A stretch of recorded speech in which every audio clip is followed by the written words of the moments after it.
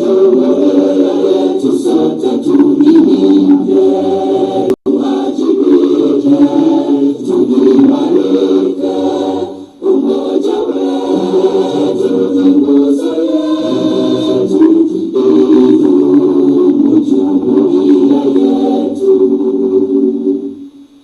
you please take your seats.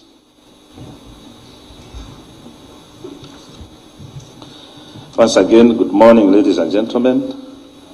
Right Honorable Minister and your team. My name is Willis Bashasha, Director Manifesto at the Presidency, and on behalf of the Presidency, which supervises the monitoring of the implementation of the Manifesto, take pleasure to welcome you and thank you for coming to share with the country on the status of the performance of the Manifesto in the area which you rightly supervise.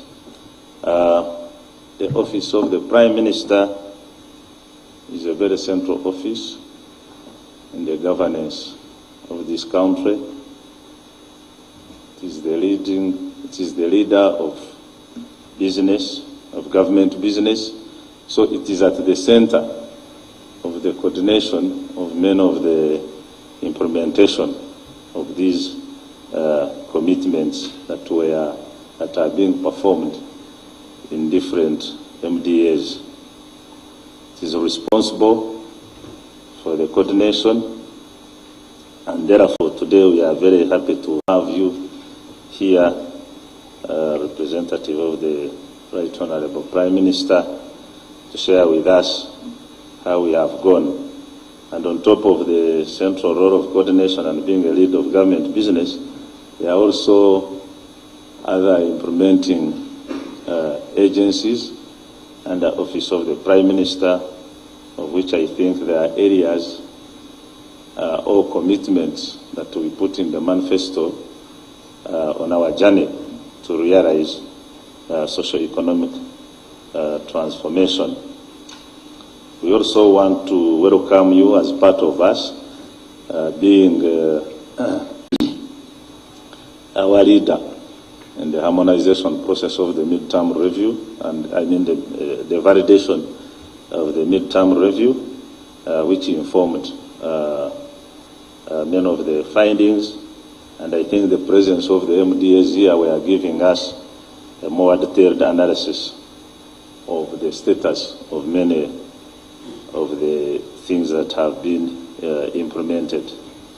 So, Right Honorable Kasule Lumumba, we want to welcome you and thank you for leading us well in the harmonization process and the validation process of the midterm review. And without much ado, allow me now to take this pleasure and honor to invite you to come and address the country on the performance of the Office of the Prime Minister in making sure that our manifesto is being implemented. I thank you.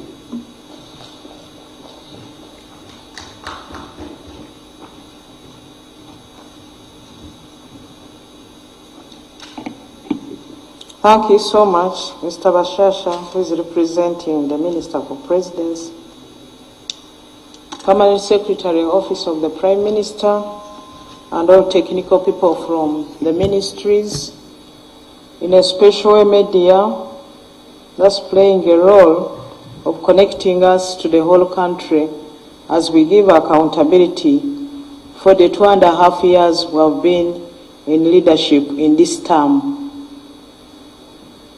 in government.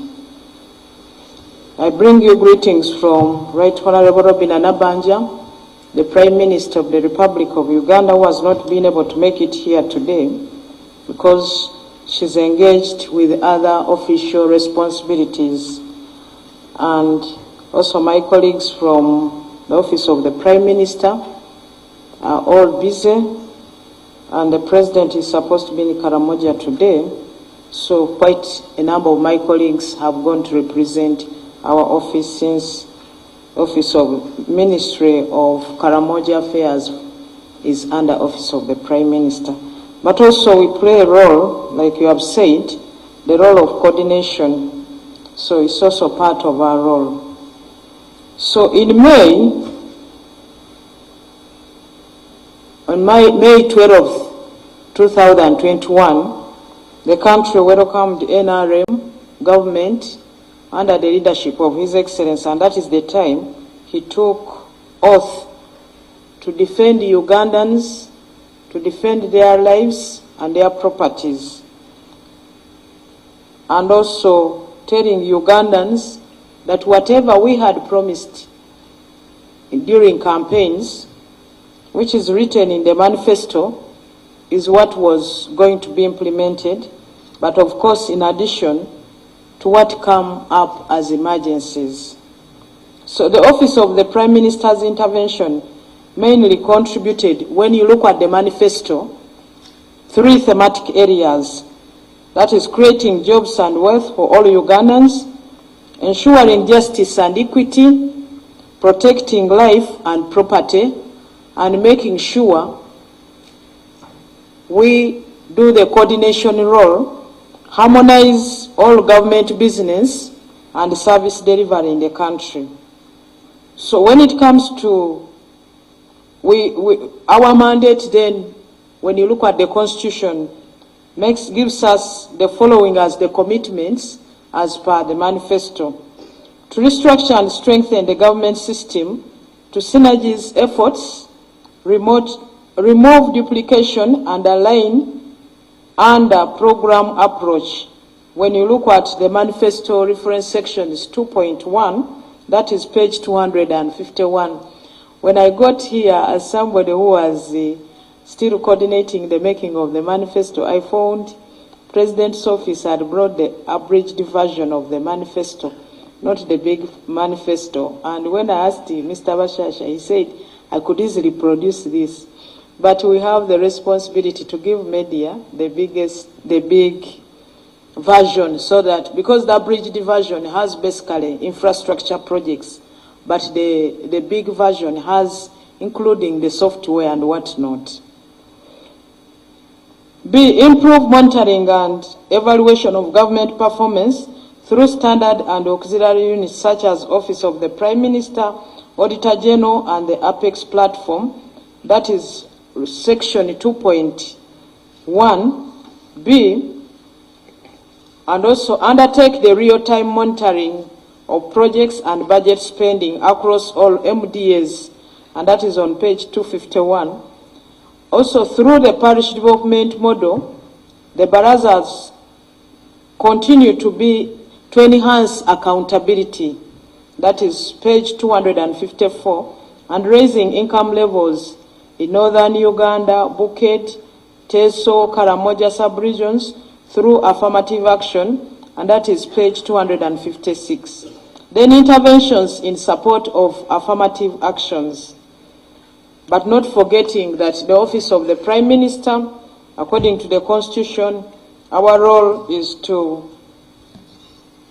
coordinate and harmonize all government activities aimed at service delivery, but not forgetting the work of ensuring that government is run harmoniously. So I want you to go to page 5. I thought we are presenting using slides. Page 5. Yeah, when you look at page 5, our overall performance as Office of the Prime Minister, we have so far achieved 83% of the targets under the NRM manifesto commitments. That is 2021 to 2026. We are now talking about midterm review. So the 83% is what we have been able to achieve. I'll go into details. The 17% is ongoing.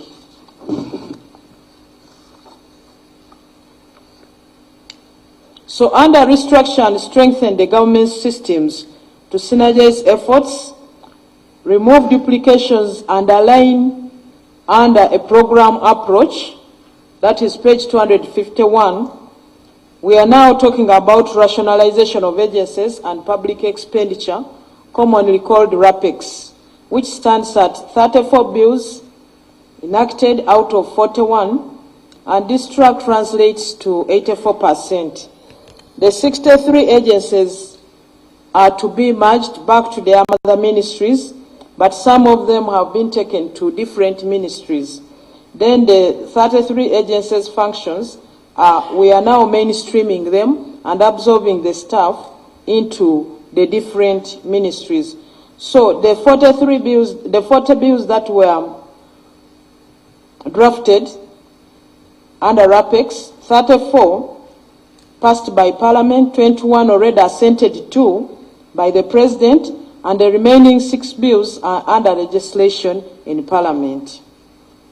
So when you look at that table, that is slide 7, you look at, we've drawn those, the 21 that were assented to, the 2 that were referred back to Parliament, then the 10 that are before the President to be assented to, then 1 was withdrawn, and the 6 that are pending before Parliament. This we do under our role, Office of the Prime Minister. The Prime Minister is the leader of government business in Parliament, but also at the same time, also as Chief Whip's office is also part of the Office of the Prime Minister. So we've mentioned, slide 8 is showing you the bills that have been assented to. The Uganda Export Promotion Board Act, we repealed. The Warehouse Receipt System, the Free Zones, the Uganda Wildlife Amendment Act, the Uganda Wildlife Conservation Education Center Act, 2024. You can go through all of those. Then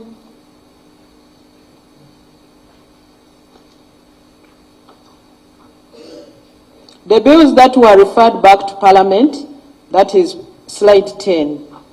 The 2 bills were the Higher Education Students Financing Amendment Bill and the Uganda National Commission of UNESCO Amendment Bill. One bill titled the National Curriculum Center Amendment Bill 2024 was withdrawn, citing a shift of role of development of the teacher curriculum to the teacher training institutions, and the approval role shifted to the National Council for Higher Education. Then slide 11, we have the 10 bills pending as to be assented to by the President. So the list has been drawn. The Uganda National Roads Authority Act, we repealed. Then the Uganda Road Fund, the National Forestry and Tree Planting Bill, the National Information Technology Authority, Uganda Act, then the Public Enterprise Reform, the Non-Performing Assets and Recovery Trust, the Cotton Development Bill, Dairy Industry, the National Agricultural Advisory Services. Then when you got slide 12, the 6 bills pending before Parliament. So these, we have named all of them. And also when you go to slide 13, in terms of the short-term annual cost implications arising of the RAPEX, we have put the figures. So the government will be saving 906.77 billion, but one-off expenditure will be 229 billion 595 million. This is to cater for gratuity, pension, and severance package for the affected staff. This also includes the 196.74 billion for UNRWA staff alone. That takes 85.69%. And we have also gone ahead to show you the resource that is provided in the budget for 2024 and what it is going to cater for. So another commitment is on page 14. As Office of the Prime Minister, it is our role to improve monitoring and evaluation of government performance through standard and auxiliary units such as Office of the Prime Minister, the Auditor General, and APEX. The APEX is a platform that is under Office of the President, where we come, all agencies that are given the responsibility to monitor and evaluate. Literally every ministry, we have monitoring and evaluation unit, but now Office of the Prime Minister supervises all of those units, but we come under the Office of the President, under the Chair of the President, to give accountability of what we have been able to do. We as Office of the Prime Minister, together with all of the agencies and ministries. So, but you know very well the Auditor General takes the role of value for money, and they go also out and evaluate in terms of accountability, but they have the component of value for money. So under this commitment, government-wide performance assessment, the National Annual Performance Review, which we call NAPA. So under the local government, under Office of the Prime Minister, we supervise and also evaluate the performance of local governments. So every year we have to do this through, we have a program which we call the U-Gift program. The local governments have been incentivized to improve service delivery. The assessments have progressively shown improvement from 36% in 2020 to 44% in 2021, to 51% 2022, and 57% 2023. We are yet to do the performance review for this year.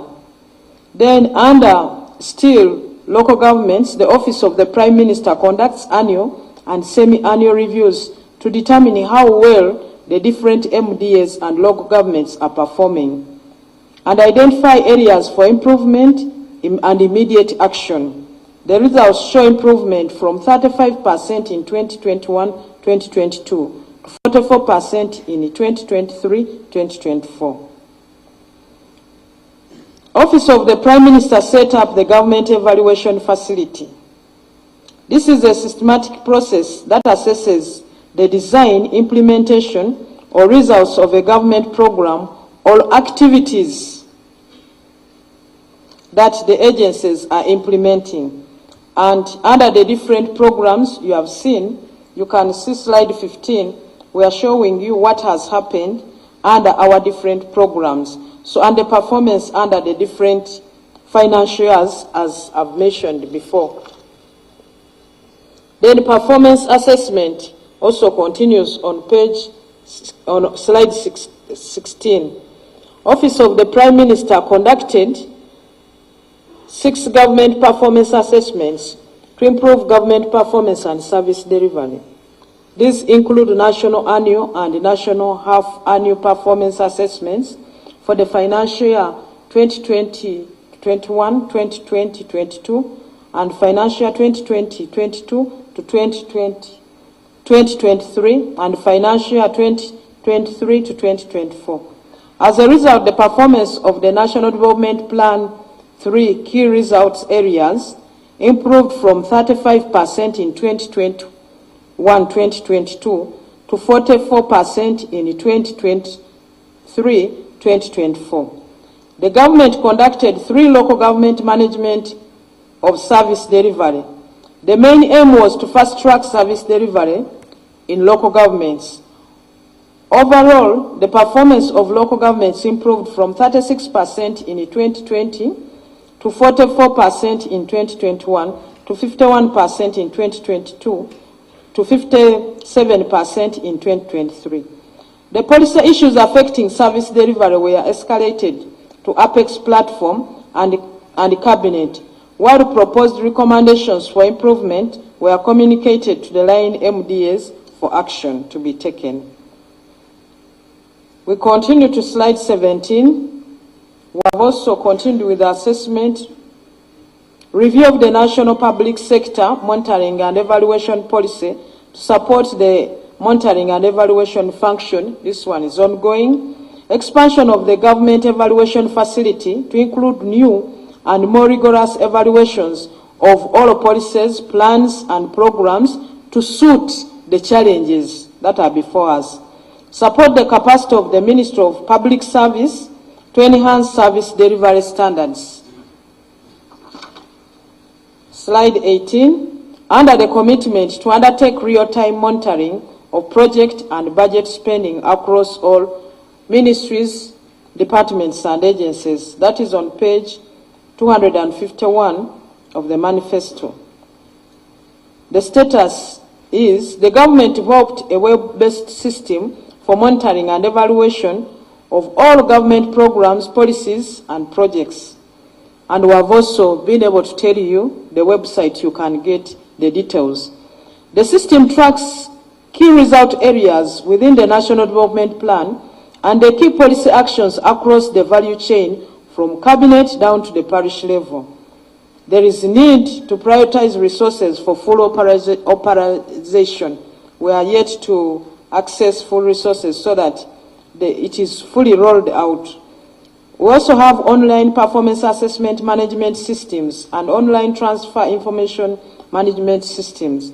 It's a system that helps in a timely production of assessment reports that facilitates the allocation of indicative planning and budgeting figures for local governments. And we have also showed you the website. So we conducted 96 spot checks and supervision field visits on key projects. Some of the projects include Karuma Hydropower Plant to follow up and ensure that all of the attendance issues and shortcoming issues were addressed and ensure good progress on the delivery of the project as per the plan. You are aware we had already, by the time we came in office, we had already exceeded the Karuma Power Plant project had gone beyond the planned time when we were supposed to be getting the power to the community. So when we came in as Office of the Prime Minister, together with the ministries concerned, that is Ministry of Energy and Ministry of Finance, we put up spirited effort to make sure work is done in time. So those issues were attended to, and that's why we were able to have it officially opened, and we all went jubilating as Ugandans. Another spot check we did was on Isimba Hydropower Plant to follow up on the progress of the rectification works of the concrete structures by the contractor. There was a defect that had to be attended to, and we had to bring the contractor together with the Ministry of Energy on site, and also got a consultant to make sure whatever mistakes had been done are done properly. Passability and motability of the Duka network in the 10 districts of Eastern Uganda, that is Namutumba, Iganga, Kaliro, Luuka, Kamoli, Buyende, and Palisa. Why did we choose these districts? It's because you realize these districts are more of, it's a swamp area. So we had to pay extra attention because they also have the other natural program that causes problems. Then we have also another progress we have registered is about the externally financed projects. So we monitored the progress of implementation of 123 core projects. Majority of these projects were performing well. The projects that were performing well include the National Oil Palm Project in Kalangala. This project has facilitated self-sufficiency in the term of cooking oil, manufacturing of soap. The project interventions has been implemented in Kalangala, Buvuma, and now we have taken on a new hub, that is Mayuge, Bujiri and Namaingo, and Masaka, that is Masaka, Chotera and Kalungu districts. Then Mukono hub, that is Mukono and Buyukwe, and reason being that the rainfall they get is enough. There will be no need for irrigation. It is enough for them because they are in the Lake Victoria Basin. The rainfall is enough for the palm oil project to go on without that extra cost of irrigation. Then we also have Kampala flyover construction and road upgrading projects. This one is meant to help to decongest the city, but we have not yet registered good progress, especially on issues to do with decongesting the city traffic. Then we have the 132 kV Mirama Kabale transition line and distribution project.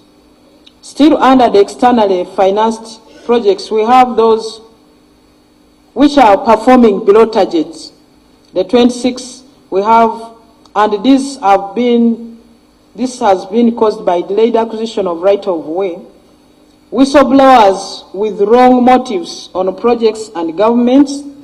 Maybe if I got that, delayed acquisition of right-of-way is we have to compensate people for some of the projects, especially the infrastructure projects, before government can get right-of-way, because in our constitution, land belongs to the people.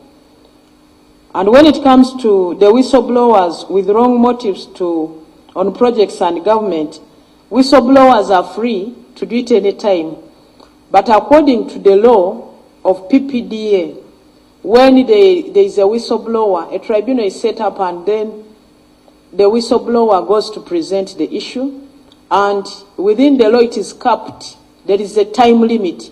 But when a whistleblower goes to the IGG has no time limit. And this has caused the delay in the implementation of some of these projects. So it calls for us to put even time limit on issues to do with the whistleblowers. Yes, they have the right, but we must have structures, not only in PPDA, but also in other agencies, so that there is a time limit, there is a cap to it. Then spot checks on abandoned, non-functional and stalled projects and facilities. A total of 251 projects from 57 local governments across the country were assessed. Findings revealed that 44% of the projects that had stalled due to limited release of funds to local governments. We have some bridges that had been taken on by local governments, but funds were being released in a phased manner. But we got to a time that central government was no longer releasing some of the funds to those projects, and some of those projects had stalled because they were still waiting for resources from central government. Then lack of power supply to some agro-processing facilities. We've had government, especially Ministry of Agriculture and Ministry of Local Government, went and constructed silos, or some of them are grain centers, but you find that some of them were constructed in areas where there is no power. So there was miscoordination with the Ministry of Energy, the Rural Electrification Agents, to be able to provide power to those facilities. So miscoordination and not being able to harmonize, this caused some of these agro-processing facilities not to. But a decision was taken, and some of them have already been connected to power. Then there is also decline in DDG funding to local governments where available funding cannot finance substantive investments. This is one program that suffered when we took the decision to go for parish development model, that this particular one, those are some of the resources that were pulled to make sure we have enough resources for parish development model. That release of funds culminating into non-absorption of funds and return of funds to the consolidated fund, like upgrade of health centers, that is in Buchi Wologoto, Wihwenge, and Vulago in Bulambuli district.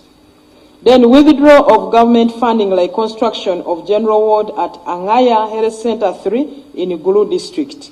So these are some of the projects that we are able to find in local governments that have been abandoned, yet we have already spent resources as government. But we are working around to make sure resources are found and provided so that we don't lose the original resources that were invested. Then another commitment was through the parish model. The Barazas have continued to enhance accountability. So what have we achieved? The Office of the Prime Minister facilitated 83 citizens' engagements for accountability for those commonly known as Barazas across the country. We have also conducted 41 follow-up meetings in order to fast-track the implementation of recommendations. that arose from the different barazas. Let me give an example. When we go for barazas, especially in town councils, the Minister of Trade issued out a statutory instrument how much they are supposed to charge as local governments for the different licensing. If you have a saloon in town, in a town council, how much are you supposed to pay? If you have a saloon on Kampala Road in the city, how much are you supposed to pay? So we found that some of the local councils charge a shop, charge money that is supposed to be charged to a trader on Kampala Road, say who has a hardware shop. They charge the same amount with somebody who has also a small hardware shop in Bukuya. So those are some of the things that I'm saying. When we go out, we are able to follow up to see if we have given them the right information and the statutory instrument. Have they continued? So we go back to follow up to see whether they've really taken advantage of the information we gave them to be able to do the rightful things. Then the findings from the follow-up meetings indicate that 70% of the issues raised were prioritized by the MDAs and local governments. So the picture there is showing you the Pakwach district technical staff as they were responding to the issues during the Barazas, which we held in Wadelai. So the venues, so to enhance transparency, improved accountability, community empowerment, increased citizens' participation in public service delivery. So these are the different venues we've had for the different financial years, where we've gone as Office of the Prime Minister, and still we continue for the same for the different meetings we've had in the different places. So we've had, and we have mentioned all of these. We still continue with the same on page 25, which is, and then we take you now back, we take you to slide 26. Some of the issues raised during the Barazas held during the Manifesto period, 2021 to date. Some of the key issues raised during 2021-2022 are, to mention but a few: low staffing levels across government entities attributed to limited wage bill and delayed recruitment. We found, like in Namisindwa district, all heads of departments are acting except the community development officer, and I think the community development officer and some other one, only two, the rest are acting.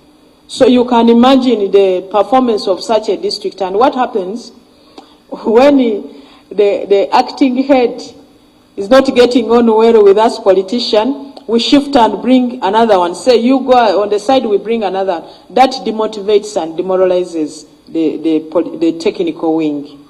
But also, the delayed recruitment also is caused because we also had a challenge where you find the Ministry of Finance has already accredited the account for money for recruitment. Then Ministry of Public Service says hold until we have written, spend that money when we have written, and the need is there. So the local government hands are tied, and yet the need is on.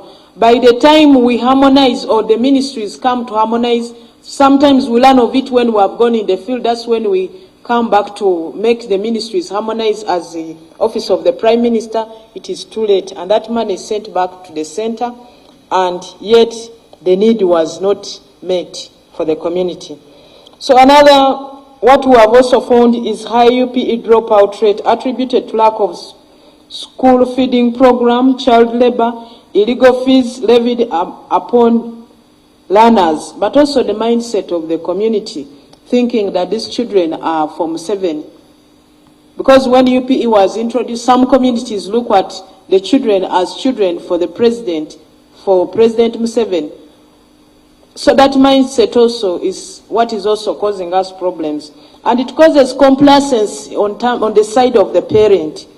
So the high dropout The school feeding, some of the communities tell the children to provide the maize, to bring the food or the rice, depending on the stable food in that community. So a child who has not been able to bring, maybe because at home they don't have enough, is forced to go back home and look for food. And when the child is left out, or if they serve lunch and this child is not given because he didn't contribute, it demoralizes the child and the child falls off. But also the issue of child labor, especially in the rice-growing communities and the fishing communities. They use the children to provide labor.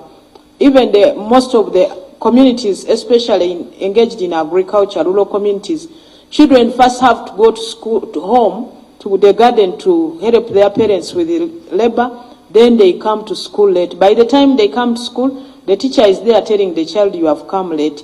So it's like, home, I'm treated that way, and school, I'm treated this way. They find some safe way of getting rid of what we are pushing to them, either as parents or as teachers. Then the illegal fees, this one, the complaint has been on for long, and you are fully aware. Then we have delayed coding of community schools, despite fulfillment of all the requirements.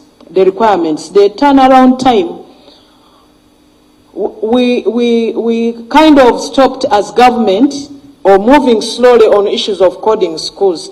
But the peace that has been ushered in this country, people are producing children and they want more schools.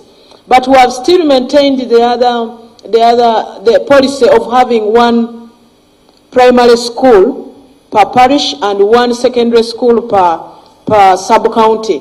And this has, and it is not commensurate to the demand on the ground. People have produced. So this we have learned that we must now get on the drawing board and see how to revise this policy. If it was working then, it can no longer work. And that's why you see in some of the parishes, some of the sub-counties, we have more than one. So it is meant to attend to that, but we are yet to harmonize that, so that children, as we talk of services brought nearer, also now take services nearer to the people, because some of these schools are too crowded because of the high enrollment. Then unprofessionalism, that include absenteeism, gross negligence, intentional misconduct, laxity of health service staff in patient care. When it comes to absenteeism in schools, some of the teachers have gone to money lenders and borrowed money. They first borrow in the bank, where a cow gives permission. Then the little that is left for them to survive on, they go to the money lenders, and even they use the national ID as the security. So because the teacher already ate the money in advance, will not come to work, because whether he has come to work or not, money is sent direct from central government to the account of the teacher. So these are things we have found out, and we have to sit down and see how do we manage. Part of the effort is, you have seen that we already trying to see how to regulate the money lending in the country. There are those who are, it has been open, people charging the way they want. But now the Minister of Finance was given a directive by Cabinet to cap. There must be an end to it. What is the higher percentage rate for lending money, even if you're a money lender? Then we also have existence and use of old and obsolete equipment in health facilities, despite the availability of new and more effective technologies, e.g. X-ray machines in Ajumani Hospital and Kalisizo Hospital. Then poor maintenance of national and district roads caused by inadequate funding to operation and the maintenance budget, provision of incomplete road equipment unit. When you observe, UNRWA already has a very big debt, to the extent that even the contractors took government to court, and they won the case, and every month, because they won the case, it accrues 300 million. So, is it every month or every day? We are yet to verify that. But in other words, what I'm saying that we have a challenge in that area, that even the contractors who served us, we've not paid them, but as banks harass them to pay back the money which we have not paid them, they are also now harassing us as government and is accruing interest, which is too high. Then we have mismatch between the reported and actual results concerning government investments and interventions. And this we have gone ahead to make the Ministry of Finance to present the investments priorities in this country as government. Then inconsistent supply of medicines and consumables, areas prone to communicable diseases and end up receiving supplies for non-communicable diseases. So we are discussing with the Ministry of Health together with local governments to make sure the two can match. This mismatch is causing us challenges. Then we have also actions taken by government concerning issues raised during the Barazas. I've concentrated on giving some of them. Then let's go to slide 28. Our focus under the fourth piece, recovery and development programs, that is PRDP4, will be on improving household incomes through promotion of high-value strategic enterprises. So the status is government is promoting growing of crops which have a value chain from production to processing and marketing. Government set up a Tiak sugar factory and supported over 7,000 households in Amur and Lamor districts to plant sugarcane, which is being sold to the factory. So the market is near them. Then another commitment, raising income levels in northern Uganda, Buked, Busoga, Teso, and Karamoja sub-regions through affirmative action. Status, the NRM established the affirmative action program to enhance the livelihoods of deserving sub-regions, including Luwero, Rwenzori, northern Uganda, Teso, Karamoja, Busoga, and Bunyoro. The programs are under ministries charged with responsibilities of restoration and improvement of social services and rehabilitation of the war-ravaged areas. So we have there a picture of Honorable Namuyangu, the Minister of State for Bunyoro Affairs, engaging the beneficiaries of the Chibale irrigation scheme, supported under micro projects to enhance agricultural production and incomes of beneficiaries. When it comes to slide 30, to enhance the livelihoods of deserving regions, you see below Honorable Dr. Kenneth Omona Olsengun, who is the Minister of State for Northern Uganda Rehabilitation. He stopped to assist this woman, but the intention was, we know what you are going through, and we know what using firewood causes, but as government, we are in the process of giving out these people green energy, safe energy, so that their lungs are not affected. And that's why you see the Ministry of Energy is giving out the gas cylinders to people, though it is not yet commensurate to the demand or the need on the ground. Then OPM provided 182,294 iron sheets to the 6 affirmative sub-regions in Uganda. The breakdown is as indicated in the bar below. So under northern Uganda, we have the 19,263. Under Luwero Rwenzori, we have 26,313. Under Teso, 9,598. Under Karamoja, 105,044. Busoga, 9,468. Bunyoro, 12,608. Then OPM facilitated 1,579 macro projects and 239 parish community associations for the economic empowerment to deepen financial inclusion across Luwero, Rwenzori, Teso, Busoga, and Bunyoro. And we have the number of the micro projects and the number of the parish community associations that benefited in the different sub-regions. Then we have livelihood enhancement programs supported by the Office of the Prime Minister continue And here below we have the OPM provided 440 hybrid cows in northern Uganda and 74,136 improved goats in northern Uganda and Karamoja sub-regions. And we've showed the figures below. We have been specific about northern Uganda and Karamoja. So we also have other interventions in support of the affirmative actions. And these other interventions include other major interventions.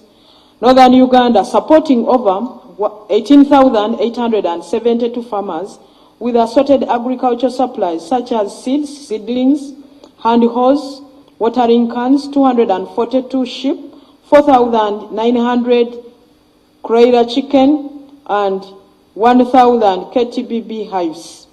Then we have supporting 13 SMEs projects with startup facilities amounting to euros 3,874,545.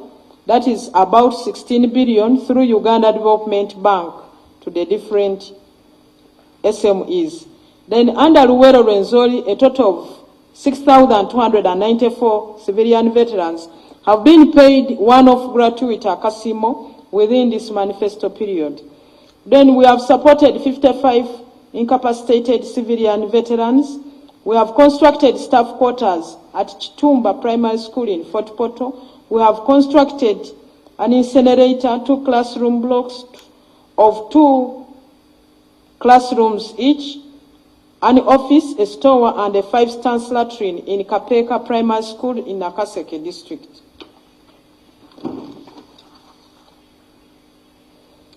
Still under the major interventions under Luwero, when you look at slide 36, we have OPM has constructed 7 residential houses for families of civilian veterans in Budaka, Wakiso, Mukono, Nakaseke, and in Barara. So this is an example of one of the houses we have constructed. Then we still continue now under TESO. We supported the construction of 4 classroom blocks furnished with desks at Arua, SS in Kavera Maido district, Lela Primary School in Amria district, Aliot Primary School in Soroti City, Omito Primary School in Ngora district, Kalaki Katiti SS in Kalaki district, Kachonga Primary School in Bukedea district, and 6 VIP latrines. And this is one of what we can show, that one of this, what we did. Under TESO, we supported 4 health facilities with ambulances to improve access to health services in TESO sub-region, in Kalaki Health Center 4, Katakwi General Hospital, Amuria General Hospital, Kachumbala Health Center 4 in Bukedea district. And this is an example of what the ambulance that went to Kalaki Health Center for. Then we have still major interventions now under Karamoja. We supported the construction of 11 education infrastructure, that is a dormitory at Pokot Girls SS, Kotido SS, dining hall at Kotido SS, classroom blocks at Mororem Boys Primary School, multipurpose hall at Kabong SS, fencing Moroto Technical Institute, the Tome Boys in Karamoja sub-region. So we showed you one of the classroom we've constructed, but also a sample of the beds that were supplied in the dormitory in that area. Under Karamoja, still under the major interventions, we conducted 54 community mobilization, peace building initiatives, post-conflict reconstruction, and development initiatives. So this is a picture of the Prime Minister when she was with the Governor of Turkana, Honorable Jeremiah Ekamas, and the Minister of Security, Honorable Jim Muhwezi, during a meeting at a Hotel Africana in Moroto. The Governor of Turkana committed to supporting the government of Uganda in fight against cattle rustling and insecurity in the Turkana, that is in Western Kenya. So we have also had that those engagements, the cross-border, purposely for peace. Then under Busoga, we constructed 3 classroom blocks of 2 classrooms each, an office, store, and 5 stance VIP latrines. Supported civilian interventions with 52,746 handholds in 11 districts of Busoga, Bugweri, Buyende, Iganga, Jinja, District Local Government, Jinja City, Kaliro, Kamuli, Luuka, Mayuge, na Mayingo. Conducted 15 community mobilization and supervision monitoring meetings across the sub-region to create awareness of government programs. Then in Bunyoro, we provided 12,500 handholds to vulnerable households, supported Hoima Regional Referral Hospital with ambulance, Class B ambulance. Then also established 20 nursery beds to boost agricultural activities, especially coffee and fruits in the area. Still under Bunyoro, the OPM constructed 2 classroom blocks with each 2 classrooms, and this is the example we have given below. And the 2 classroom block constructed was also furnished. Then when you come to slide 43, challenges encountered during the implementation of the manifesto: inadequate budgetary provisions, budget cuts, and shortfalls, which affect what has already been planned or which was already stated in the manifesto. Then we have the operationalization of the National Secretariat of NDP. 3, coordination. We are supposed to have a coordination secretariat for development plan 3, now moving to 4, but we have not yet established it because of funding. Effective monitoring and evaluation and coordination of government programs and the implementation of the manifesto. Then provision of adequate transportation equipment for both political leaders and technical officers. Most of our technical officers are using very old vehicles, and yet we expect them to be furnishing us with the information on a daily basis. So they are also sometimes incapacitated because of the transport. Then there is also operationalization of the disaster risk management plan in terms of producing climate data and information consistently and accurately to inform efforts to address vulnerability of the communities. And that's why you saw we also have challenges like what befell us in Bulambuli. May their souls rest in eternal peace. It's because we don't have even money enough to relocate these people. But when we put our case yesterday in cabinet, the president has told the Minister of Finance to facilitate Office of the Prime Minister so that these people are relocated from these risky areas, especially the Erigoni area and also the Renzori area. Full-scale implementation of key priorities under the Affirmative Action Program. We have not done much as per the need. We have not done much as per the capability of we, the people in the Office of the Prime Minister, because of issues of funding. But Rome was not built in one day. Inadequate staffing levels in the key technical departments of monitoring and evaluation and strategic coordination with current staff establishment, we are at 45%.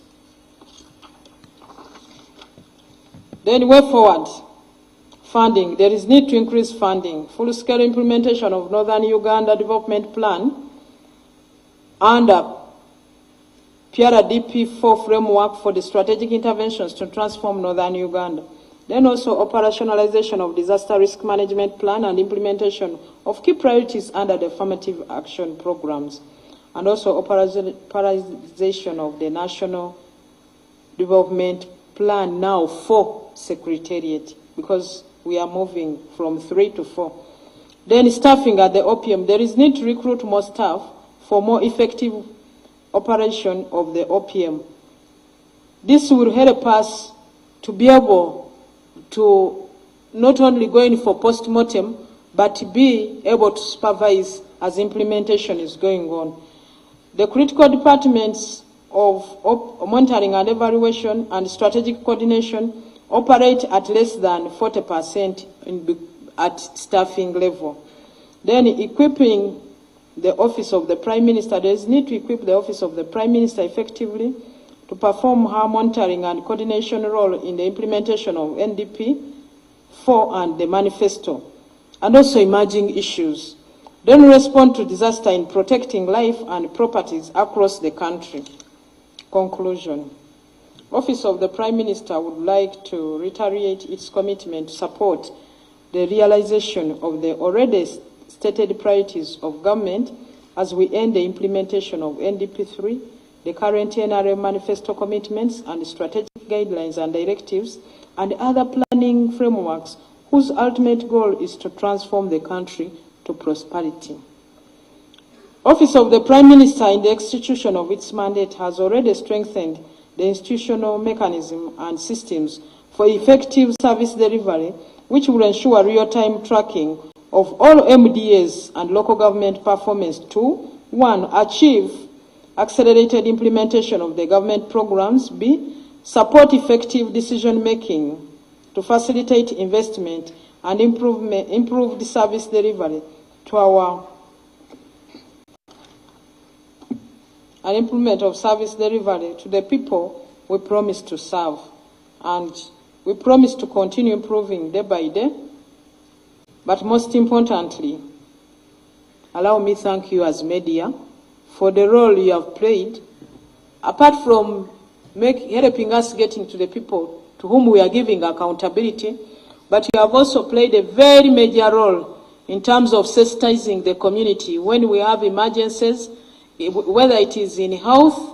You remember the role you played on issues to do with the COVID-19, issues to do with Ebola, the role you have played when in the MPOX, and also the role you play to promote Uganda when it comes to marketing our country in the different areas, whether it is trade, coffee and whatnot, whether it is tourism, and continue reporting responsibly. For God and my country, I thank you.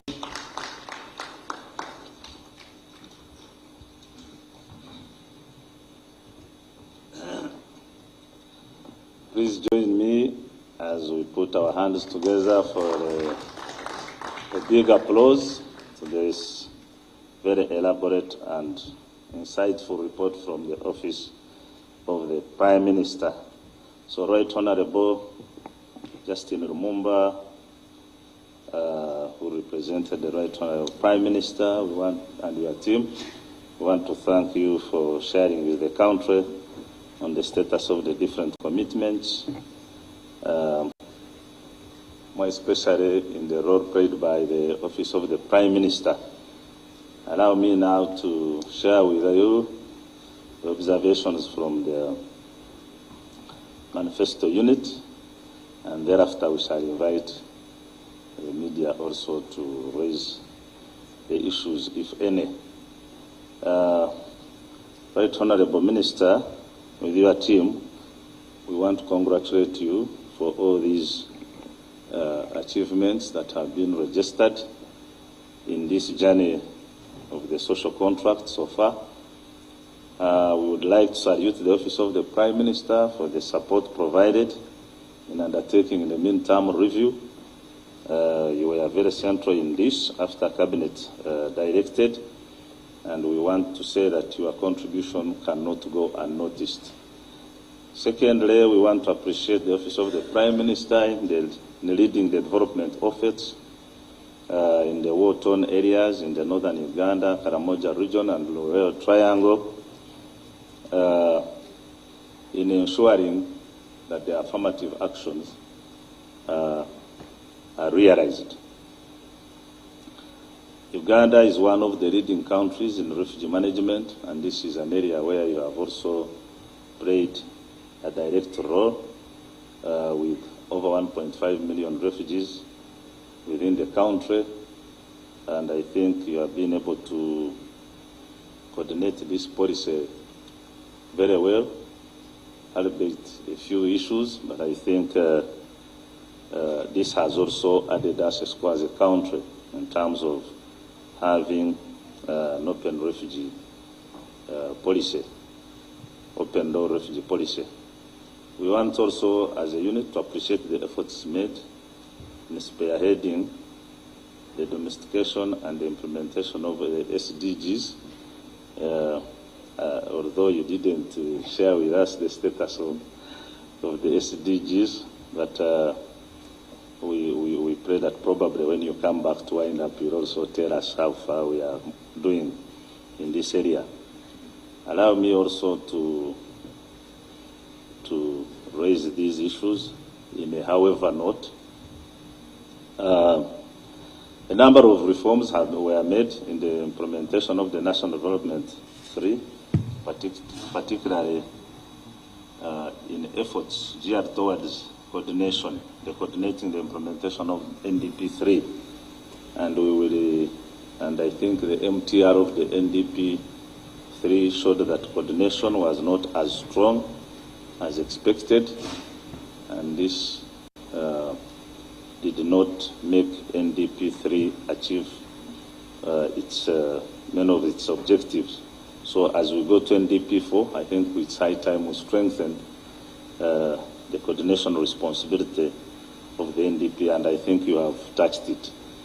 Secondly, statistics still show that poverty is still prevalent in the many areas where the affirmative actions have been undertaken, in the same areas where you have made your foot.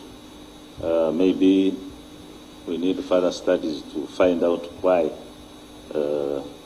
this is still so, and I think yet a lot of resources and effort have been made to make sure that these areas are taken out of poverty, much as many of them were out of the war, had been ravaged by war. Management of refugees, especially in urban areas, still seem to be a challenge. Yes, we have an open door policy for refugees. Now, if you go to a town like Kansanga, it has already been taken over by these Eritreans, so we don't know what are the limits of these people when they come in as refugees. What is it? Where should they stay? What should they do? What shouldn't they do? So that we don't have another civil conflict whereby maybe the citizens start raising issues of maybe these refugees doing business or activities that should be a preserve of the citizens. Disaster management, I think we share with you the concerns you have raised. We still have a challenge as a country, especially in terms of being able to foresee and ascertain in advance the predictability of these responses, so that we can manage them better.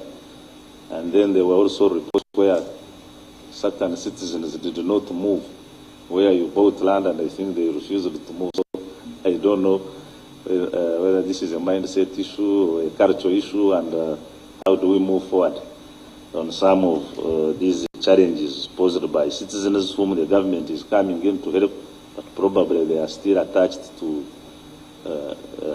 cultural issues like, this is a land where I buried my people, so I can't move to a new area. Yet when they stay here, we still see them being affected by these problems. The issues of Barazas, I think you have touched on them extensively, and I think we are also happy with the fact that most of these issues coming out of the Barazas have been scaled up to inform cabinet papers, where it is in the interest of the Office of the Prime Minister to make sure that these issues are sorted. And I think here we need also to take advantage of the apex, so that if there are issues that as a result of non-performance of individuals or duty bearers, then we need to be taking serious actions on some of those issues. If issues are of policy nature, I think you are on the right course by scaling up to the relevant structures of government for purposes of streamlining them. the update on the fourth Peace, Recovery and Development Program, PRDP4, it would be of advantage to the country, probably, if we could hear the highlights of how far we have gone on this and the SDGs performance so far. So those are the observations from the Manifesto unit. I now want to invite our members, the members of the media, to share with you their concerns through questions, observations, or some could be in form of gratitude on how far we have moved in as far as your presentation is concerned. So, media now.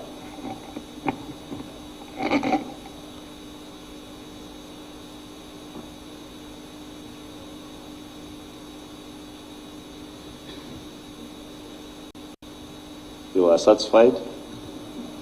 Okay, go ahead. Your name, media house? Okay, thank you so much. My name is Mugabapo. I work with the CTN Media. It is an online media. First, I would like to thank the Honorable Minister for the presentation. And my concern is about, actually I'm picking it from the Barazas that they did. She talked about how they have developed the schools and the lakes, but my concern is about the infrastructures of these schools, more so in the rural areas. There are so many schools in the rural areas, but if you try to look on the structures where these pupils study from, they are not the standard maybe which is required. And I'm going to give an example of one school, and the school I'm going to give is it is good enough that the Honorable Minister knows this school very well because it is in with her locality. It is a place which she represented sometime. That is Bunga Primary School. It is in Bugiri district. This is a school which at the time, if I remember, during the election of 2011, was even promised by the president that he is going to renovate it because he was there during that period of the campaign. But up to now, Right Honorable Minister, if you go there at Bunga Primary School, even some of the buildings have already collapsed. And now my concern, really, yes, there is a UP, it is a UP school, but in one way or the other, to me, I see that it demoralizes the pupils and the academics, even the parents, because the promises are not being put into consideration for a longer period. What are the plans? Most of these rural schools in the rural areas that are on your desk to improve them. Thank you. Thank you. Madam. Thank you so much. My name is Rita Nandera from Chache Biganda Family TV. My point that I want to elaborate on the response to disasters in protecting the lives and property across the country. I think we need to be realistic as a government. It feels so bad as I, the listener, when I see a minister or any person who comes on the media house saying the word that we are so sorry for the lives of people we have lost, and yet the government sees this thing is going to happen, but have you taken the initiative to reach out to the leaders in these areas? Because if you look at what happened to the Kitezi landfill, and many lives of people were lost, and we see now every person out of the office coming out to say we are sorry of what happened, and yet there are leaders within those areas whom you can reach out to, because they may fail to listen unto you, but these people in the communities cannot fail to listen to their leaders. But what is the government doing about this? Because this might happen in the coming year of 2025, and yet we have seen this happening in the past years, and it's continuously happening. So I'm urging the government, with masses of God, to kindly take these things serious, because it happens the next year in 2025, and we're going to see you coming back to the media saying we are sorry for the lives of people we have lost. Are they going to come back? No, they've already gone. But I think we need to take another step ahead.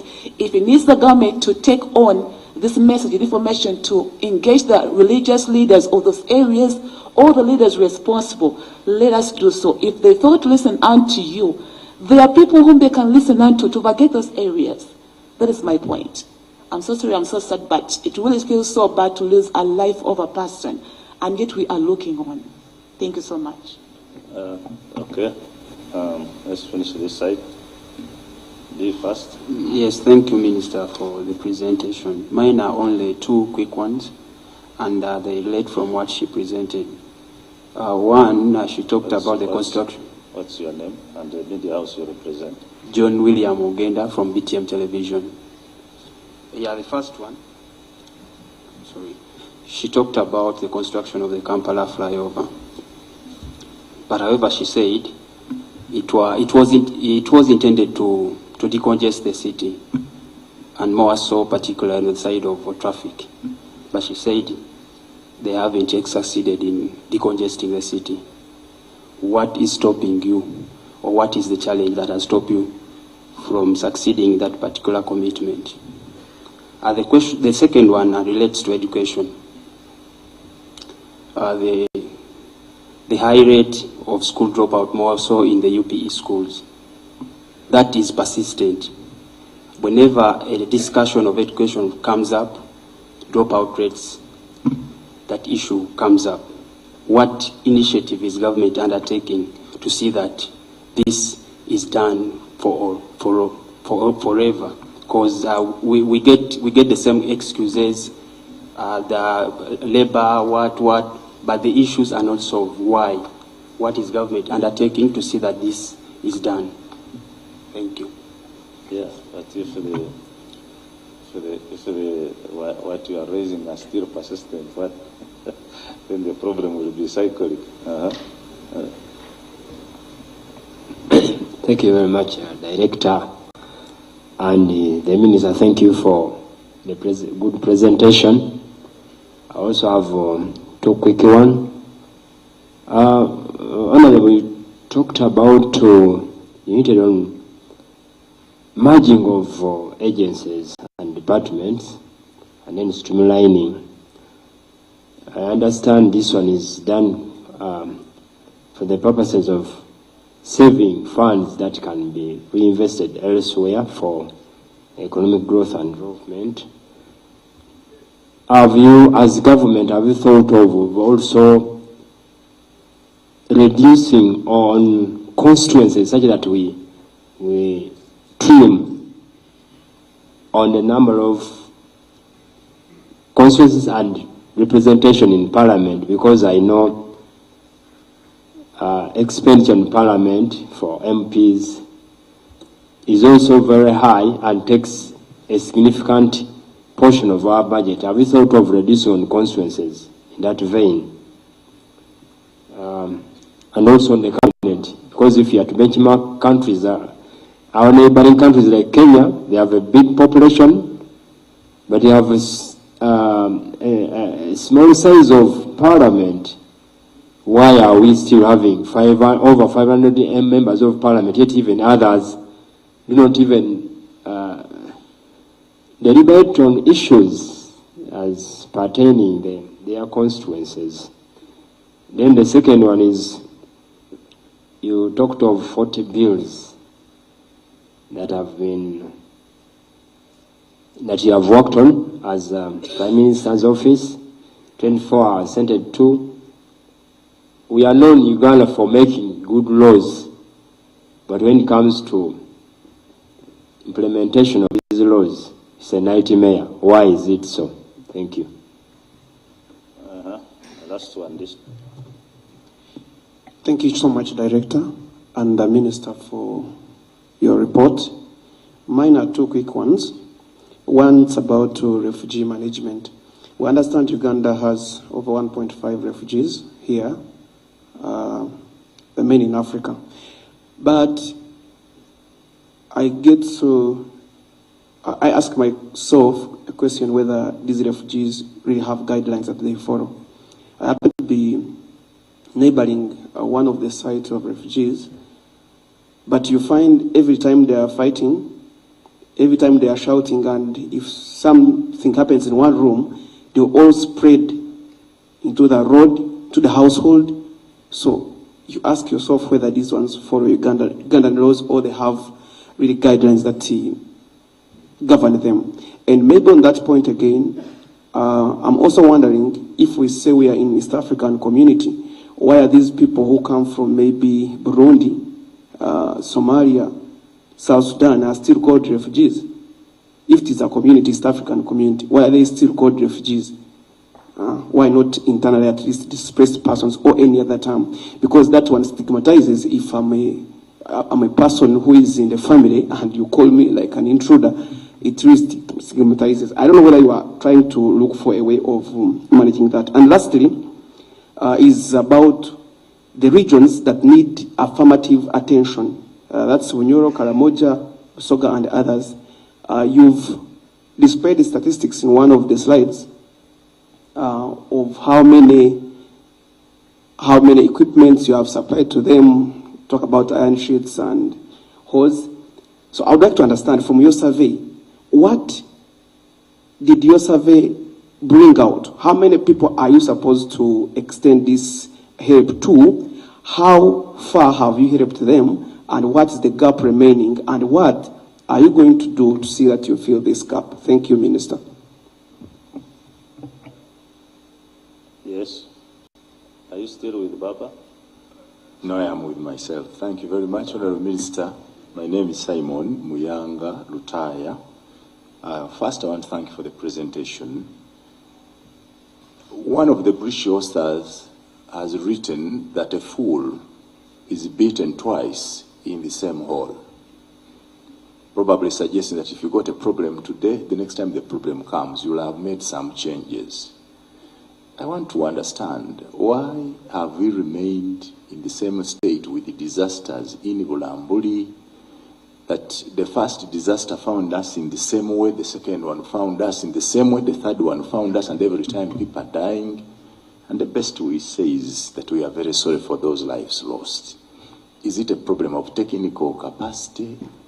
Are we not able to detect? Is the population failing to understand us? Is government unable to help? What is it that the snake is beating us twice in the same hole? And then lastly, as a student of UN studies, listening to Honorable Lumumba, and I don't hear anything about SDGs, remains incomplete. I want to find out how far we have moved on our achievements and progress on sustainable development goals. I thank you. Go ahead. Thank you, Director. My name is George William Katolova. I work with Namirembe FM.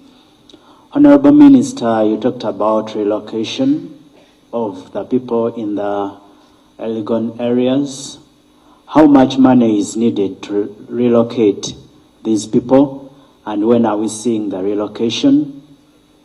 Then two, you talked about the whistleblowers. Why do you want a time frame or limit on government projects in the office of the IGG? Then three, how much money is needed to operationalize the web-based system? I thank you. Yeah, I think it'll be the last one. Oh, yeah, still a minute? Okay, 1, 2, 3, fine. Be brief, please, and to end up.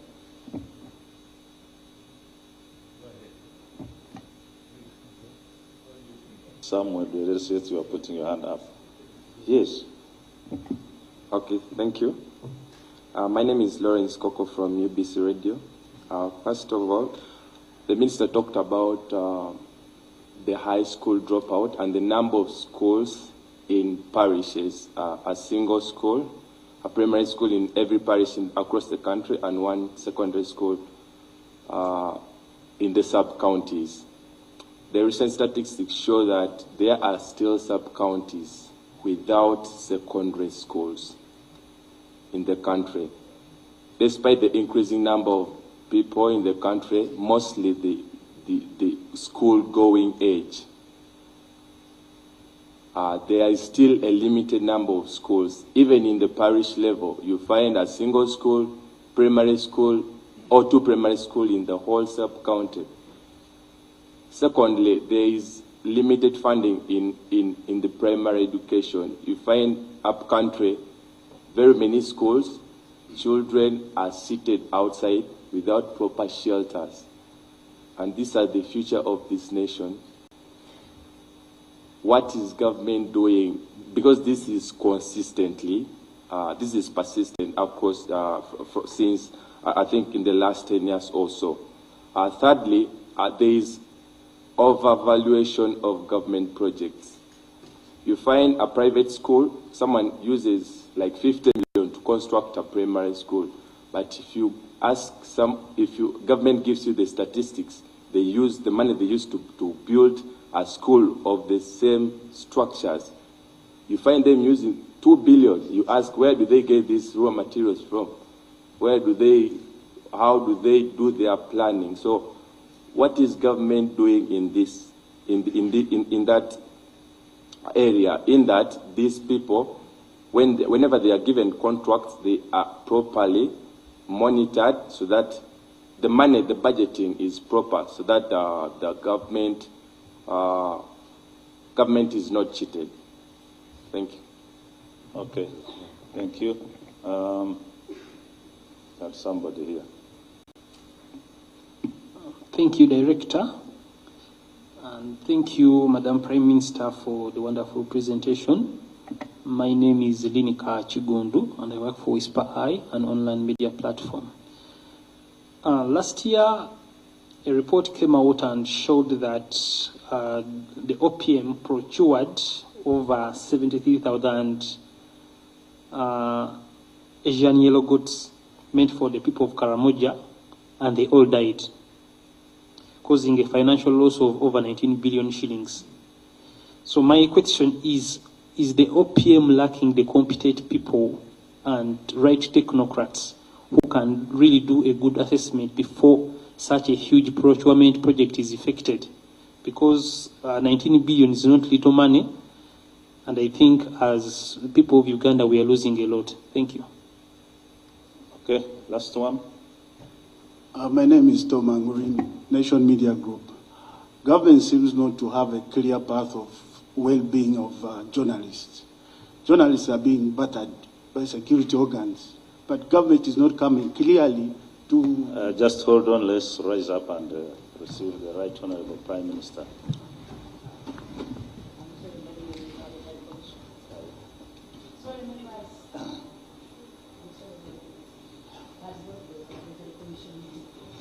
Okay.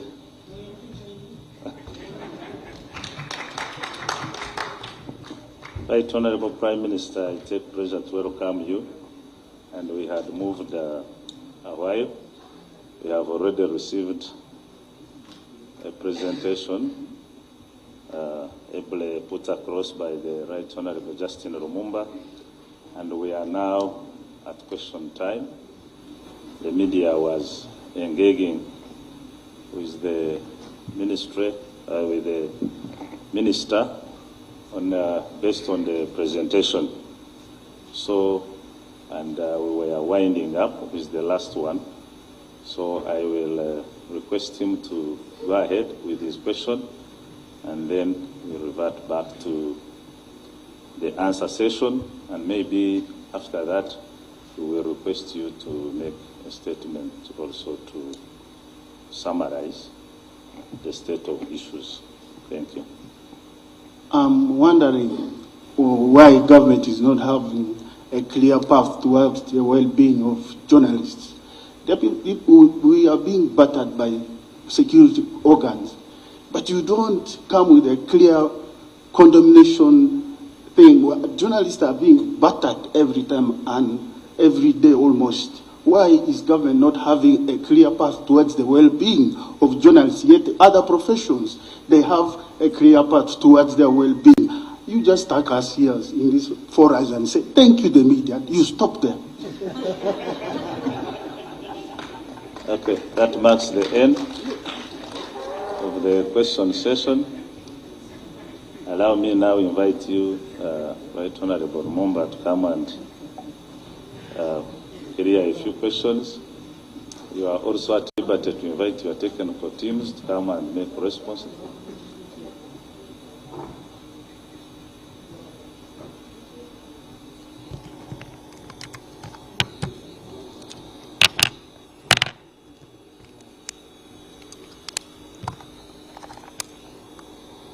And after that, you will invite the Right Honorable Prime Minister to make a statement.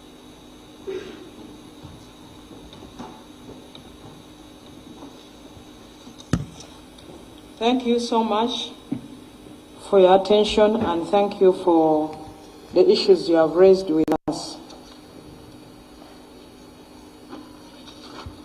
The issues raised by Mr. Bashasha, the Director for the Manifesto implementation, he has been able to point out rightly that in the presentation we didn't have much about the refugees, but when it comes to SDGs, whatever we presented all fall under SDGs. Even all what the other ministries presented all fall under SDGs. So we would not go, I think what we skipped out was basically to bring out refugees, as you have rightly stated it out. But the issue of SDGs, those are, whatever has been presented here since you started, they all fall under refugees, SDGs. So the issue of coordination, like I brought it out clearly, that we had not established a coordination secretariat for NDP3. And I told you we are working around to get resources so that we establish the coordination secretariat for NDP4. So this we are working on it. And the issue of poverty is still high. Let's wait and see exactly what the OBOS is going to give us. Since we've had the parish development model implementation, resources have been sent up to household level to see what OBOS will give us in terms of poverty. Because the previous statistics gave us the 38.9% under subsistence. And the government came up under the same manifesto. The parish development model came from the parish development, the parish development model came through the manifesto. And we started implementing immediately, even when we didn't have paperwork. But we said we have the statistics, the poor are there, but let's now give them the responsibility by giving them resources to enhance what they are doing. So I would suggest let's get what UBOS will give us to see whether we have made progress or not. But you have seen with the President's visit to the different sub-regions, he has been able to bring out and show the country those who have put money to proper use and how they've been able to succeed. But also bringing out that some of the interventions that we have in our communities, like rice growing, is not really a good solution to the challenge before us, especially the challenge to do with poverty. The issue of the refugees, Uganda hosts 1,771,389 refugees and asylum seekers. 91% of the refugees reside in the settlement and 9% are in urban areas. 55 of the refugees are from South Sudan, 31% are from DRC, and 14 are from other 32 countries. Uganda has an open policy for refugees where refugees can move freely. Land is given to each refugee family. Refugees have access to services such as education, health. Refugees can seek employment and also work out business. Refugees are issued travel documents and refugees stay in settlements and not in camps in some of these areas. Funding of the refugees for humanitarian assistance has declined from $500 million US dollars to $148 million US dollars per annum. Office of the Prime Minister has developed a development urban policy to regulate refugees in urban areas and promote peaceful coexistence with local communities. Office of the Prime Minister has put in place urban refugee policy where only bona fide refugees are allowed to work. We plan to validate all of the current refugees in the country. We are promoting voluntary repatriation, but also we are also drafting the East African refugee policy because we don't have it yet. So when one says that, why do we call ourselves the East African community, and then we call those from those countries as refugees, it's that we will stop calling them refugees or naming them as refugees, or they will stop calling us refugees after we've come to the next level to which we are supposed to get to in case we succeed, to go beyond the community and become one. So then the other issue to do with the disaster, so the question you asked about the refugees in Kansanga, in the urban areas, they are taking over. Bauso Mbarara has complained to us about refugees in Mbarara, who are also, they feel they are taking much more space than what they should. So the policy will solve all of this, and all of these complaints are what is informing policy. Then we have the disaster management, and people were compensated. Yes, government compensated in Bududa 242 households, and they were meant to move. They were given 10 million by government and then 7 million by the NGO Give Direct. Some of them have not moved. But also, you know, before this term, the office of the Prime Minister in the last term came up with the Nambute project, where government constructed houses and people were allocated houses. But they get a house and then they run back in the hills.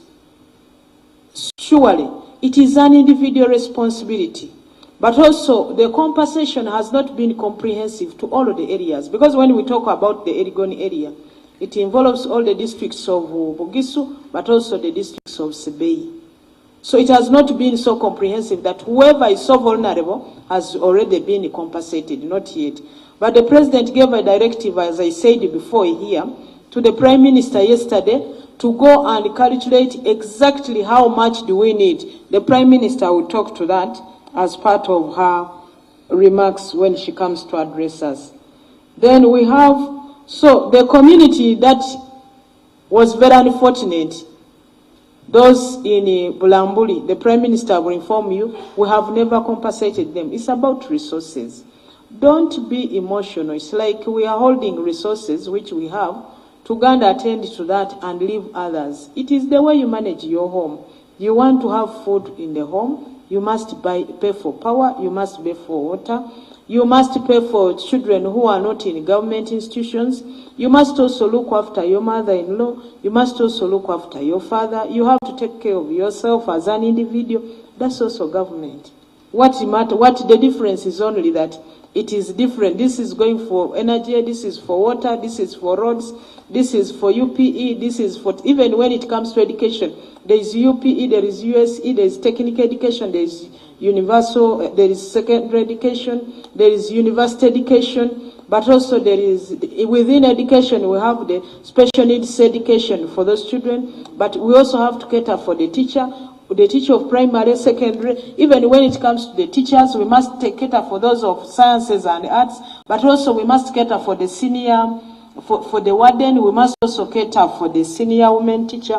So it is really so detailed. And everything is important. There is nothing that can be dropped because they all go hand in hand.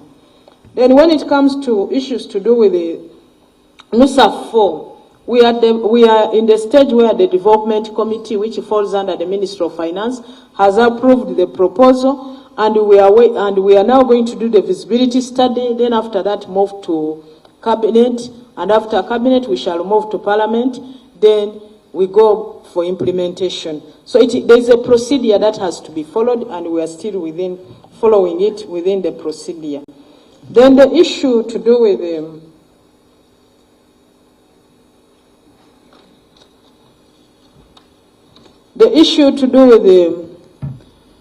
the Barazas. So many schools in the rural areas, they don't have structures, they don't what. Yes, you know it very well. While we assumed in government, we have done substantive work in the rural areas, and in the UPE, and schools had been constructed. Government now moved to provide free education at secondary level. But you are aware, the same government has put a lot of effort into immunization, that children now survive those killer diseases for the children. The same government has put peace, that has made people feel free to produce when they want. The same government has provided the health care. There is harmony in the communities, including in Karamoja. So that has brought the challenge of more children, and which I talked about. The poll singled out the issue of Buunga Primary School. No building has collapsed in Buunga Primary School. I was there last week, personally.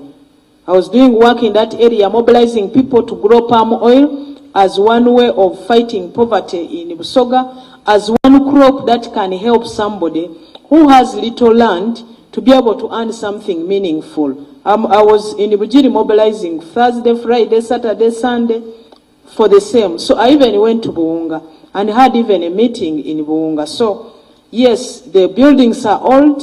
The president truly promised in my presence, but we always have also challenges. When the president promises, it is government to implement.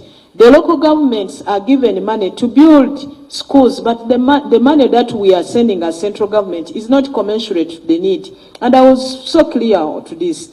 Then also, the same Buunga community didn't have a health center. So now, the district had to take a decision. Do we give them a health center which they don't have, or we give them the school so that they miss out the health center? Because when also local governments are giving out, they also have to look at all communities, not only one community. So we still have the debt. It's before us as central government, but also as local government. But no building collapsed. Then the issue of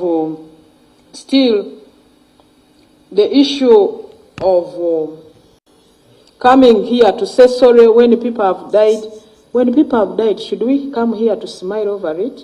We're also human beings. We wouldn't want to see anybody dying.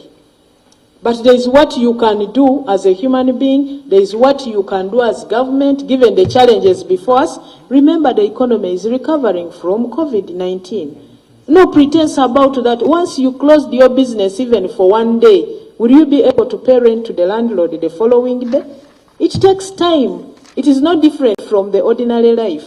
So, when we come here and say sorry, it is not about coming here to jiggle. No, we are human beings. Some of them are even our relatives. So it is not that when you are talking about something, you look at us that we are human. We are human beings. Same blood, same color. We were born the way you were born. We were just privileged that God brought us to serve in this capacity. But we remain the same. We are fellow human beings, fellow Ugandans. The challenges are this. That's why you see when it happens, like when it happened, you saw the Prime Minister walking in the mud, had even to abandon the car to jump on a border to make sure she assesses exactly, to know exactly what it is, and come back as leader of government business to put her case straight to cabinet under the chair of His Excellency and say, this has happened, the other time it happened, it has happened, we must do this. She will talk to that when she comes to give us her remarks as the Prime Minister. Then when it comes to issues to do with the construction of Kampala flyover, I said yes, we supervised the construction of Kampala flyover. Not once, not twice. We had a series of meetings with the intention of reducing city traffic. But the flyover we constructed has not reduced the city traffic. It is still a challenge. And I've talked about it. So when you say, why didn't it? No, it solved, but it didn't solve the problem to 100%. And that's why you see there is discussion to also handle this side where we are supposed to have. You saw why the Electoral Commission left that place. And you see this side of the Nalongo, the Nalongo Park, that is Lady Charlotte's place. We're also supposed to have to construct also flyovers in that area, so that also reduce on traffic, including on this side of the city. So that was a phase of the construction, and we are now supposed to have another phase. And government is soliciting funding so that it's solved. So the other one did not solve 100% of the city traffic, and which I acknowledged. So it's not that we don't know, we know, but the resources are not so really in abundance that things must work out in one go. Then the issue of the high rate of dropout, what are the remedies? Government is in discussion with the different communities to make sure we solve the issue of dropouts, because it is unique, it is not so uniform. That's why we mentioned some of the causes and left out, because some fall within the same community. Let me give an example. When you look at the fishing communities, there is high dropout because they are lured into this lucrative business of fishing. When you fish, you go and sell. There is market for fish. Then children imagine, why do I bother to go to school if I can get money and do what I want? So that is one community. Then we have the community of where mining is going on. Like also last week I was in Namaingo still to mobilize for the growing of palm oil. Mining of gold in Namaingo, in Bude, in Bujiri, in Bulamba, in Namaingo, just next to the town council. Now they found out one in Ruvunia, which is on the border of Bujiri and Namaingo. When children go and mine, they have been able to get money. You find a kid is going away with 10 million, 15 million. So working on the psyche of that kid to go back to school and say, this gold will get over. It's a community effort. Now, those are communities where you even find there is high teenage pregnancy. Government now had to bring up a policy that even if you produce, to go back to school, getting a child does not stop you from learning. So those are all interventions that government comes up with to find that we find a solution. So Ministry of Energy has gone in to regulate the issues to do with the mining in the mining communities. The same with Kasanda. The same with Mubende. Now soon Bushenyi, because also gold is there in the banana plantations, Dalvio gold. So it depends on the particular community. So interventions depend on area to area. We are engaging the church. We are engaging the communities. Like I said on the onset of UP, some communities up to now still think those are children of government, those are children of Museveni, because he's the one educating them. It is our responsibility to work on the mindset together with you media, because you are also big stakeholders in this. So when it comes to issues to do with the high dropouts like Karamoja, government went out to build boarding schools. And we are still building boarding schools. That's why even in our report, what we did outside what the Ministry of Education has done, we have showed you the dormitories that have been built in Karamoja. There is a slide where I showed you the dormitory, including the beds that have been furnished by Office of the Prime Minister. Then we have rice-growing communities. The children are the ones to go and chase the birds. Children are the ones to go and chase the birds. We have engaged those communities and we have engaged the children. Then parents, the coffee growing communities. Because now people have learned to grow coffee, including using fertilizers and manure. There is seasonal harvesting, but there is also off-seasonal harvesting. They are employing the children, they are using the children in the gardens instead of the children going to school. We are engaging them, and we work together with the leaders in the area. We don't work in isolation. Then the issue of under-RAPEX, one has brought out the idea that as you talk on reducing the government expenditure, can you reduce constituencies? There are too many, and they have made the parliamentary expenditure so high. This has to be discussed it has to be discussed in phases. The discussion is on, started by you, the public, but as we talk, remember, the final decision has to be taken by Parliament itself. So, We are doing our best, hoping we shall succeed, but chances of succeeding are also minimal. Because how do you phase out yourself if it is you to take the final decision as a member of parliament, and you say, wind up my constituency, merge mine with that of Honorable Nabanja, me I leave, and she goes. I don't know how many Ugandans would take such a decision, but we appreciate the challenge and the issues you are raising. Then still the issue of reducing on the size of cabinet. Whenever first of all, before I come to cabinet, the constituencies, we say, according to the constitution, it has, you must have a number of 100,000 people as voters in a constituency for it to stand as a constituency.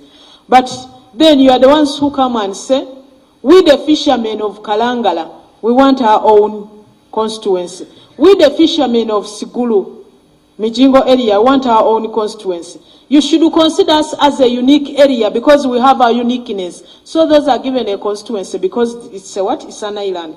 Then when it comes to those in the mountainous areas, then those in Karamoja say, for us the Iki, for us we even just eat honey. We don't even eat meat like the Pokota and the Jie. We don't eat crops, food like those in Kabonga and Karenga.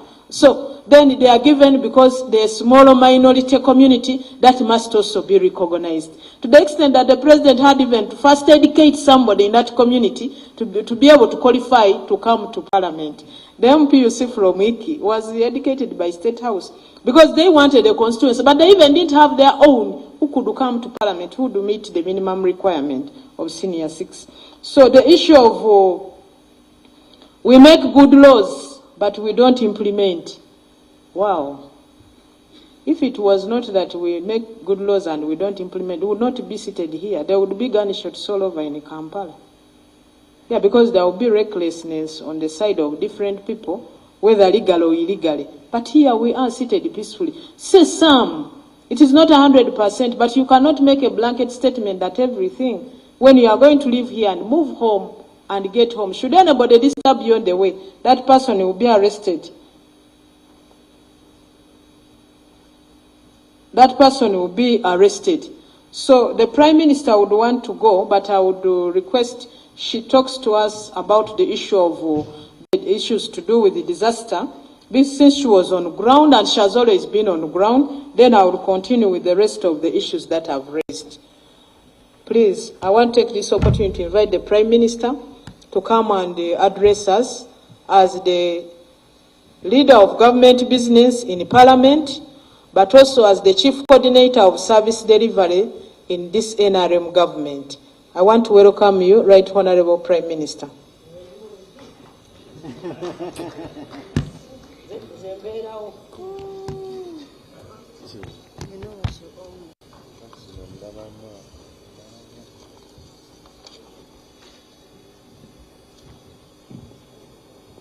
The Honorable Minister General Duties, the Office of the Prime Minister, the Permanent Secretary, everybody present, dear officials, in the interest of time, I have an emergency meeting in my office where we are planning for what you people asked for.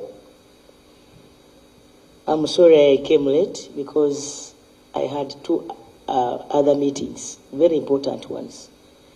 I had a commission meeting this morning, so I delegated Right Honorable Kaswe Lumumba to come and represent me. I know she's an able leader. Thank you so much for doing a good job. I bring you greetings from His Excellency General Yoweri Kaguta Museveni, the President of the Republic of Uganda. I know he is aware and he's watching us do the needful. I would like to salute His Excellency President Yoweri Kaguta Museveni for his stewardship of the government, which has enabled us to realize commendable progress in the implementation of the 2021-2026 NRM Party Manifesto.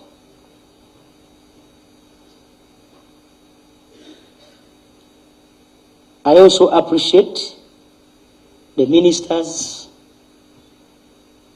the Speaker of Parliament and her deputy, the members of Parliament, local governments, and our technical people for the good work well done.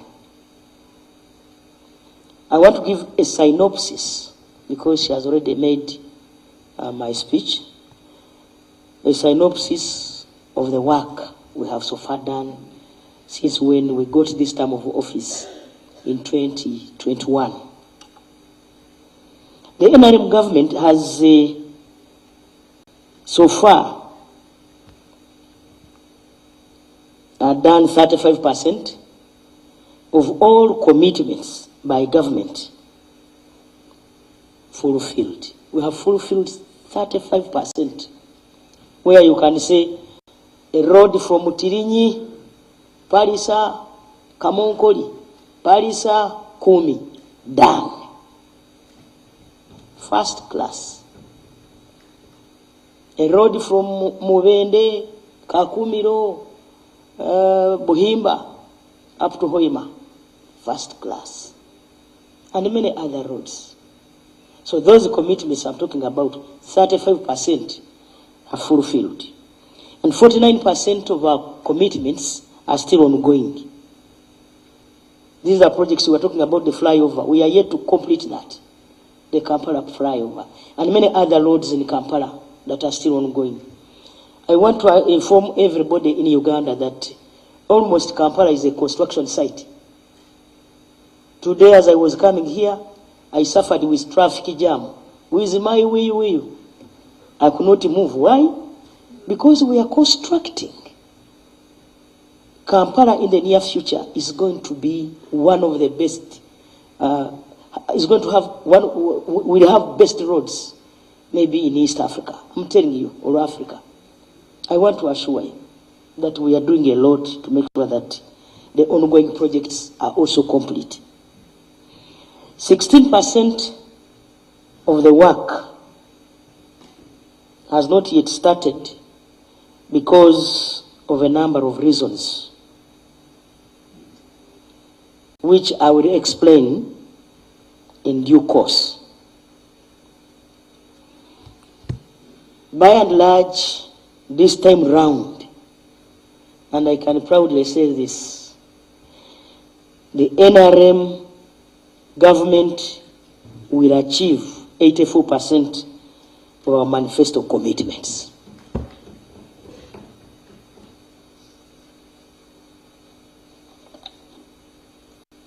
On SDGs, because that's under me, we are ranked number 6 in Africa. And you know the number of countries we have in Africa. Being number 6 is not a mean achievement.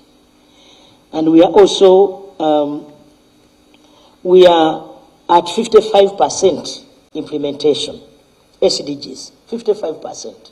Some other countries are still below 10. To me, we are doing well. Of course, we are at the tail end of NDP 3, and we are preparing NDP 4. The preparations of NDP 4 are in final stages. As I speak now, I was supposed to be with the members of Parliament in the Parliament, because the National Planning Authority is presenting to Parliament right now. The members of Parliament are in the conference hall. And soon we shall present NDP 4 to the President, and then to Cabinet, and bring the same to Parliament. We want to inform you that this time round we are targeting 10-fold growth, and that is from 50 billion to 500 billion GDP by the year 2040. I'm bringing this in summary form because I know she has already made the presentations. And I want to emphasize, one, agro industrialization.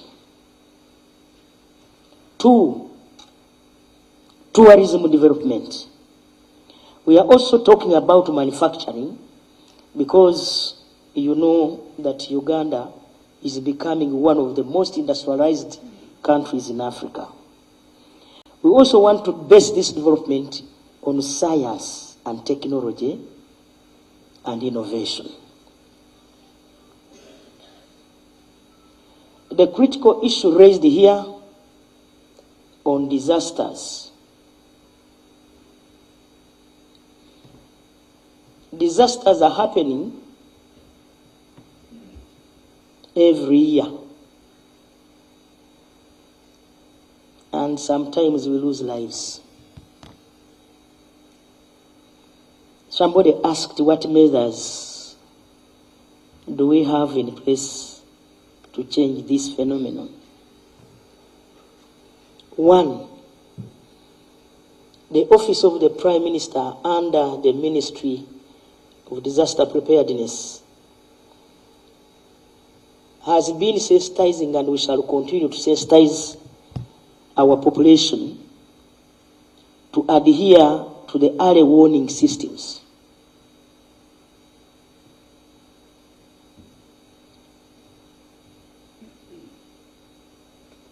We want to make sure that we also, as government, improve our early warning system. But we also want to inform the communities that once an alarm is sounded, please vacate so that we can save lives. The other thing is we have started on the process of relocating people at high risk to safer places. So far, 241 homesteads or households are already resettled from Bududa to Budamutie. Bududa to Budamutie. Yesterday, as of yesterday, 1,500 people from the disaster, from the landslide disaster area of Bulambuli were shifted from that sub-county of Rugunya to Bunamutie. I want to thank Red Cross, the Office of the Prime Minister, the Minister of State for Disaster Preparedness, because she's spearheading this, but already a disaster had happened. We also want to inform the public that once you see a crack, because I'm told that crack has been there for some time, and that the Office of the Prime Minister and the other people had informed those people to relocate. But they were still waiting to be paid, which money was not there at that time. So I want to request the cultural leaders, religious leaders, and everybody, all leaders, that once a warning is sounded, let us mobilize our people to move instead of us losing lives. I was in that place, Rugunya. I felt that something must be done. And the president yesterday directed me that we must relocate people in from those enclaves of Mount Elgon and Mount Rwenzori, and allow nature to thrive. God created mountains and created settlement areas. Yes, there are fertile soils in those mountainous areas, but it's not worth losing lives. And so we shall plant trees when these people are relocated, and we shall also hand over to the Ministry of Tourism, Wildlife and Antiquities, so that we don't allow people to settle there again. Remember, we had settled people in Kiriandongo, but one by one, they all left and went back to those mountainous areas. claiming that those mountainous areas are fertile. We also have some cultural norms that they attach to the mountains, but it's not worth losing lives. And so I want to request that we all move as a team. Government has been, this term, the NRM government began this political term in 2021, having won general elections based on the aspirations that were made through the NRM Manifesto. The manifesto was aligned to the National Development Plan 3, as you all are aware, guided by government service delivery. And since then, I've already told you a number of things have taken place. The manifesto of 2021-2026 was under the theme, or is under the theme, of securing your future.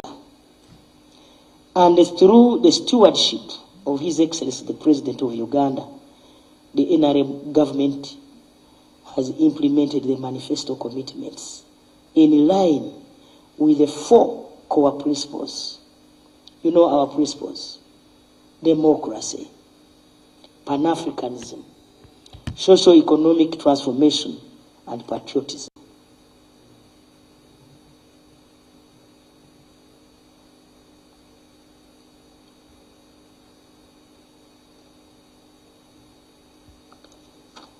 I can give a few highlights, especially under the job creation. The direct employment opportunities registered during this implementation period are 1,259,275 jobs computed from manufacturing alone. You know the industries we have built: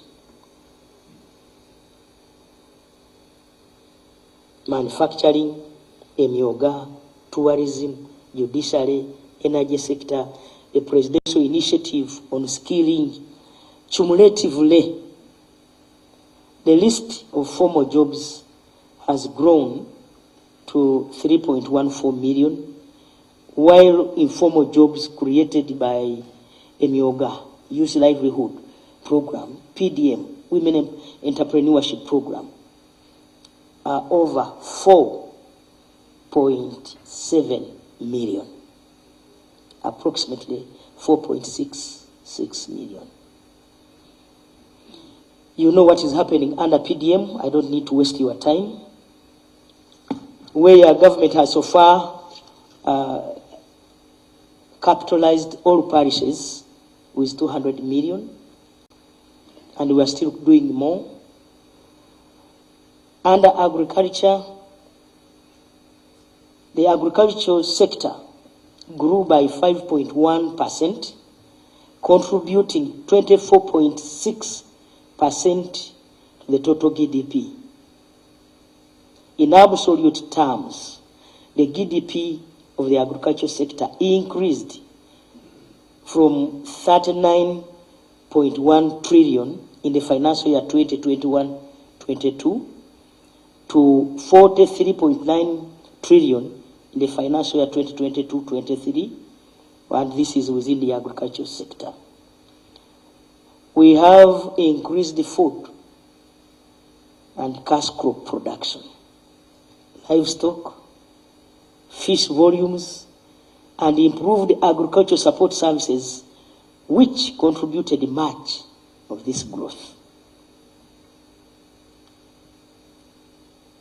Further, the sector performance witnessed improved quantity of coffee, as you are aware, dairy, fish, and tea produced in the country, despite the fact that the tea prices went down. A quick synopsis. The volume of coffee produced currently stands at 7.8 million 60 bags, an increase from 6.95 million 60 kilograms bags in the year 2018-2019. The number of markets constructed across the country, you know these markets. Okay. 12 markets which are now operational. And these are high-level markets. I can proudly say that. Kasese, Arua, Moroto, Soroti, Tororo, Busia, Lugazi, Masaka, Kitoro Market, Kitigum, to mention but a few. The number of vendors, the number of vendor capacity is now 17,399, spread across all those markets. Recently, we can add on Busega, because it's also complete. By the time we wrote this, Busega was not yet commissioned. The president will officially commission it. Omuganda agamba sagala sawulide sakoze eki saategedde ebintu bitambula.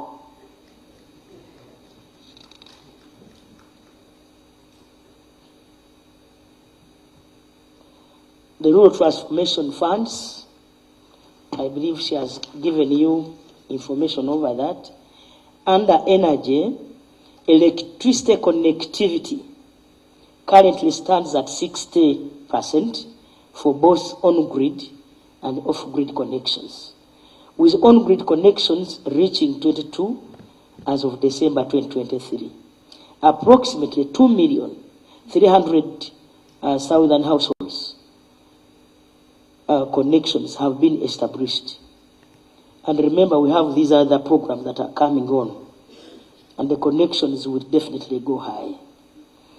In regard to transport infrastructure, a total number of 6,529 kilometers of national road projects have been undertaken.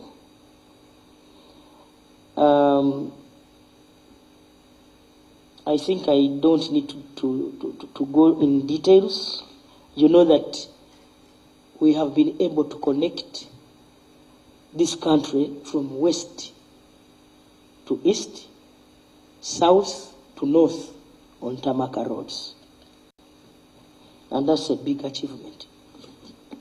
Even those who abuse us, they abuse us while driving on good roads.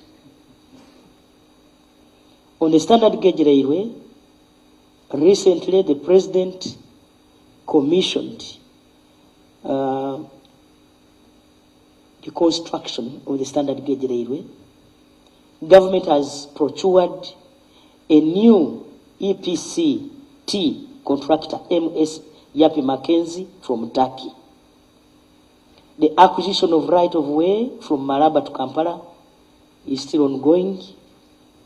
Out of the approved settlement action plan report, Uganda shillings 151 billion, 151.65 billion has been paid to 5,023 project affected persons.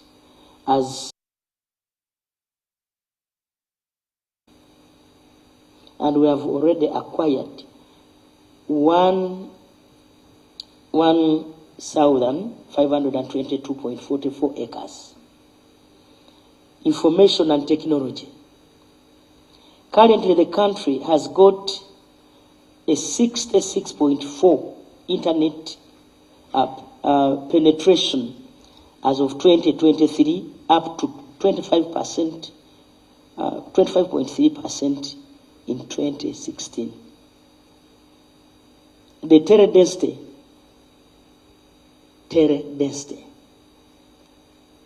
is at 72%, up from 61% in 2016.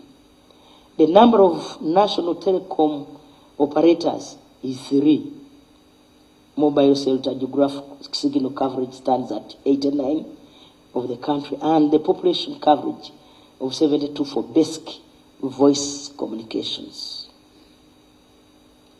A total of 4,353.87 kilometers of fiber optic cable has been laid across the 57 districts of Uganda.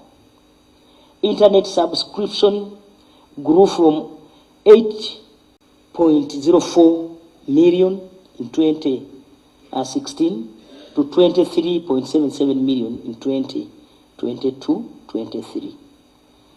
The price of the internet has reduced from US dollars 205 in the financial year 2021-22 to 35 US dollar and 70 for the media, for MDAs and the public respectively in the financial year 2023-2024.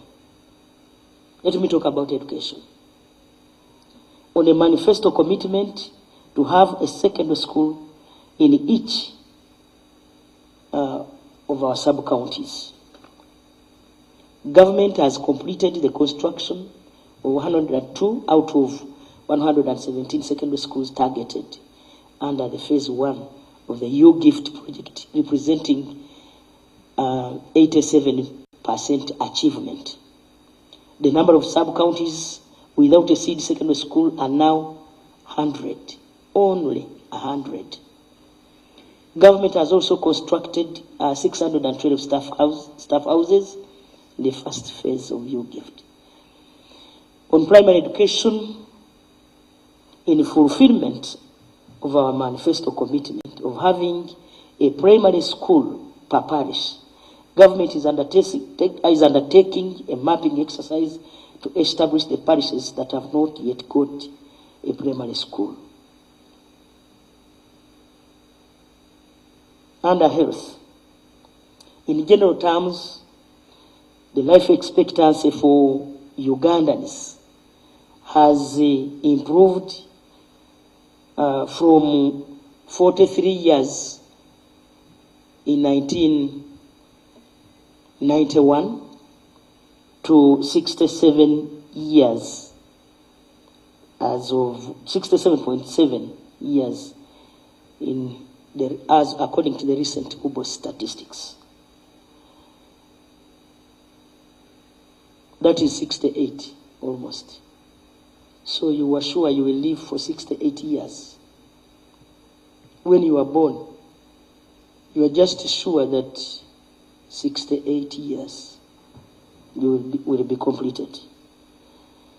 Government contained the COVID pandemic and the Ebola epidemic and saved the lives of Ugandans.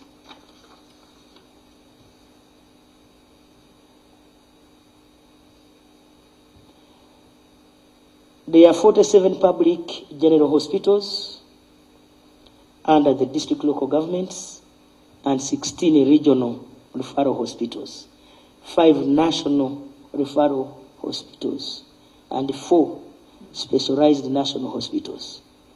Government has equipped 14 regional referral hospitals with CT scans, and construction and equipping of regional oncology center in Iguru was completed by 2023.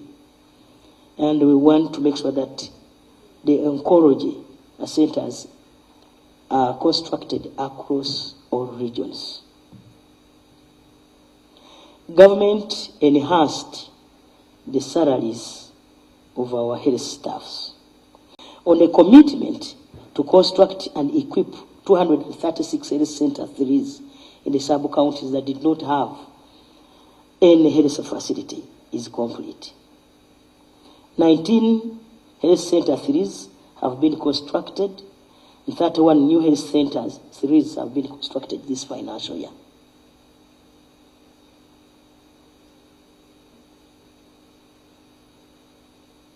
Under judiciary, I know ministries, departments, and agencies have been here, and I'm just giving you a summary as lead of government business, because I coordinate all these ministries and departments, including local governments. Judiciary. At the time of midterm review, the coverage of courts across the country was at 70%, up from 51% in the year 2021. And this has increased access to judicial services. Further improvements include 769 new appointments, enhanced pay for judicial officers, a new office accommodation for the Supreme Court. Those of you who go near the CPS, Central Police, you see that beautiful structure. Ebyo byonna bya NRM. Yeah. Okubako mu ngalo.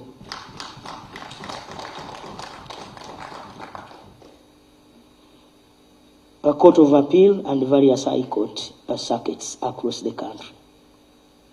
Land.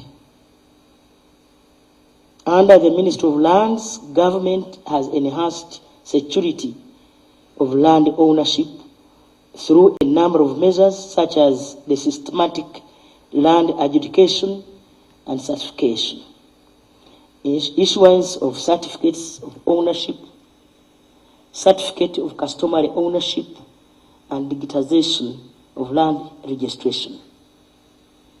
A register of customary land ownership has been developed, and 80,166 certificates were produced and issued to beneficiaries in Kasese, Nwoya, Paida, Padel, Abutareja, Ajumani, Kisoro, Kabale, Mbale, Mbale City, Agagwa Patch, Maracha, Katakwi, Soroti, Dokoro, Amrata, Terego, Kobuko, Moroto, Amudat, and Namutumba.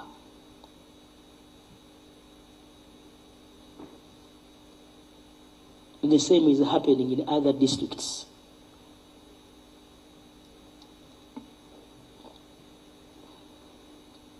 The East African Community Affairs.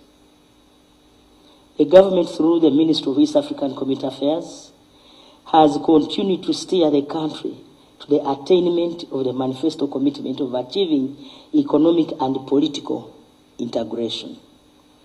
Also, 8 one-stop border posts have been constructed and are operational in Impondwe, Goli, Maraba, Busia, Mutukula, Mirama Hills, Katuna, and Elegu. These have substantially reduced on the clearance time for goods and persons crossing to the borders by 84%. Meanwhile, 4 new border points have been opened, and these are Kazinga border post in Intungamo district, Kamion border post in Kabongo district, Wirijako border post in Koboko district, and Kayanja border post in Kasese district. Security. Under security, I want to assure you that the above achievements could not have been attained without a strong foundation of peace and security. I repeat, all the above achievements I've talked about could not have been attained without a strong foundation of peace and security. The NRM has maintained the security of persons, property, and national borders. The security forces, beyond their cardinal role of securing the territorial integrity of Uganda, have continued to play more diverse roles in the national building by getting engaged in other productive sectors of the economy. In addition, Uganda continues to play a significant role in the region and the continent by providing peace support missions in Somalia, DRC, Congo, and South Sudan.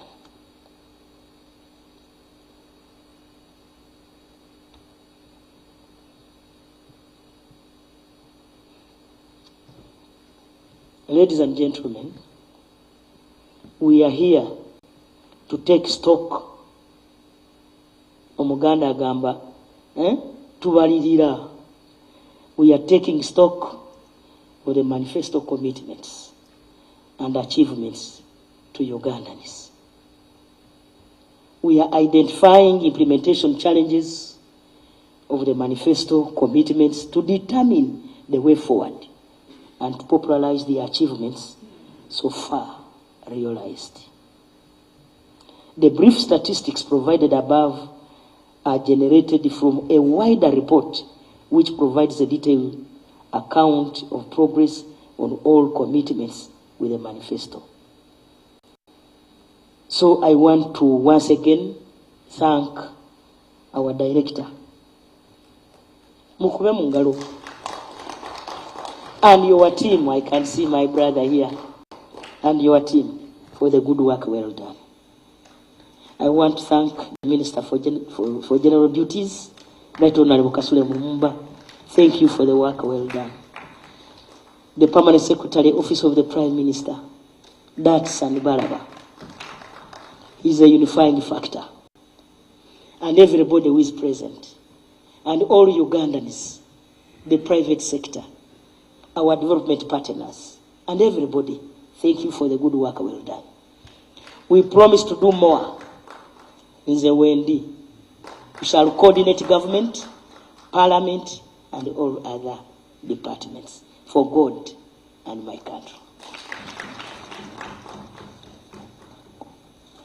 I will come back when we are closing, isn't it? Thank you so much. Let me rush to the other meeting. We are having a meeting. Maybe let me give you, this is not on the manifesto. Let me give you a statistics of what really happened in Bulambuli. On Friday, when I was there, we found that with the effort of the local communities, we had so far recovered 20 bodies. And I want to thank the President because he facilitated us to give them a decent send-off. As of yesterday, we had other eight bodies. We have 23 people sick in the hospital, those who survived. We had challenges. You know that part of the country receives a lot of rain. And as I speak, I'm told it is raining. It's very difficult. The terrain is so difficult to even construct roads there. And so because of the terrain, we were having it difficult to take our excavators to help in the exercise of exhuming the dead bodies, because I don't think we still have anybody alive there. And we are told 3 villages were covered by mudslide. 3 villages. And so, as of yesterday, at least we got an excavator. I want to thank my brother, General Don Nabasa, who helped us with 500 men, army staff, who are helping the communities because the communities had got tired. So we beefed up with the army officers who are on ground digging to make sure that we at least try to get all the bodies out and give them a decent burial. So as of yesterday, the total number of dead bodies recovered were 28. I want to condole with the bereaved families, the people of Bulambuli, and the country, for God and my country.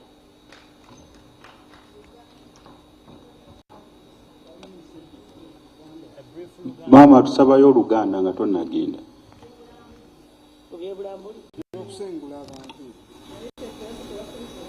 N'ebikolebwa kulwanyisa obutyabaga.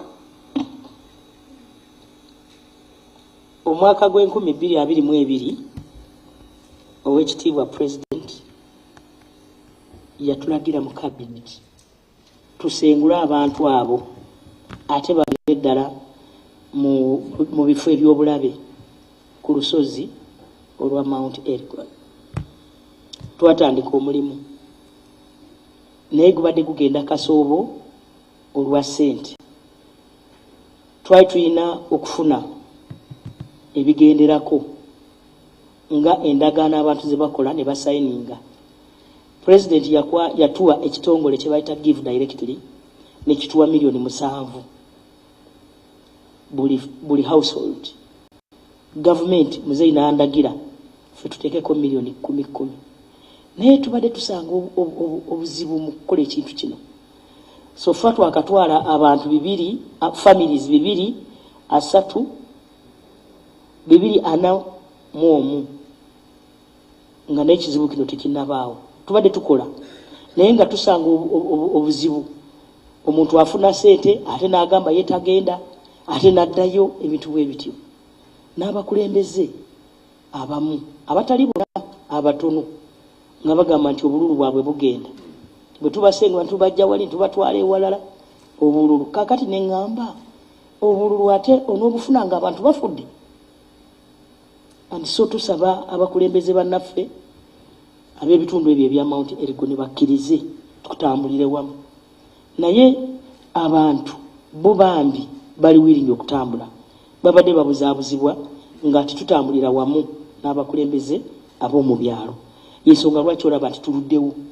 Kuba 2023 twatandika mu January. Era ne batuwa ne ssente bilioni 10. Omuntu ozimuwa ate ne yeetooloola ate ogenda okulanga azzeeyo. Ne kati president atugambye bonna baveeyo. Oba ofunye ssente bw'oba oyagala okusasula tukusasule.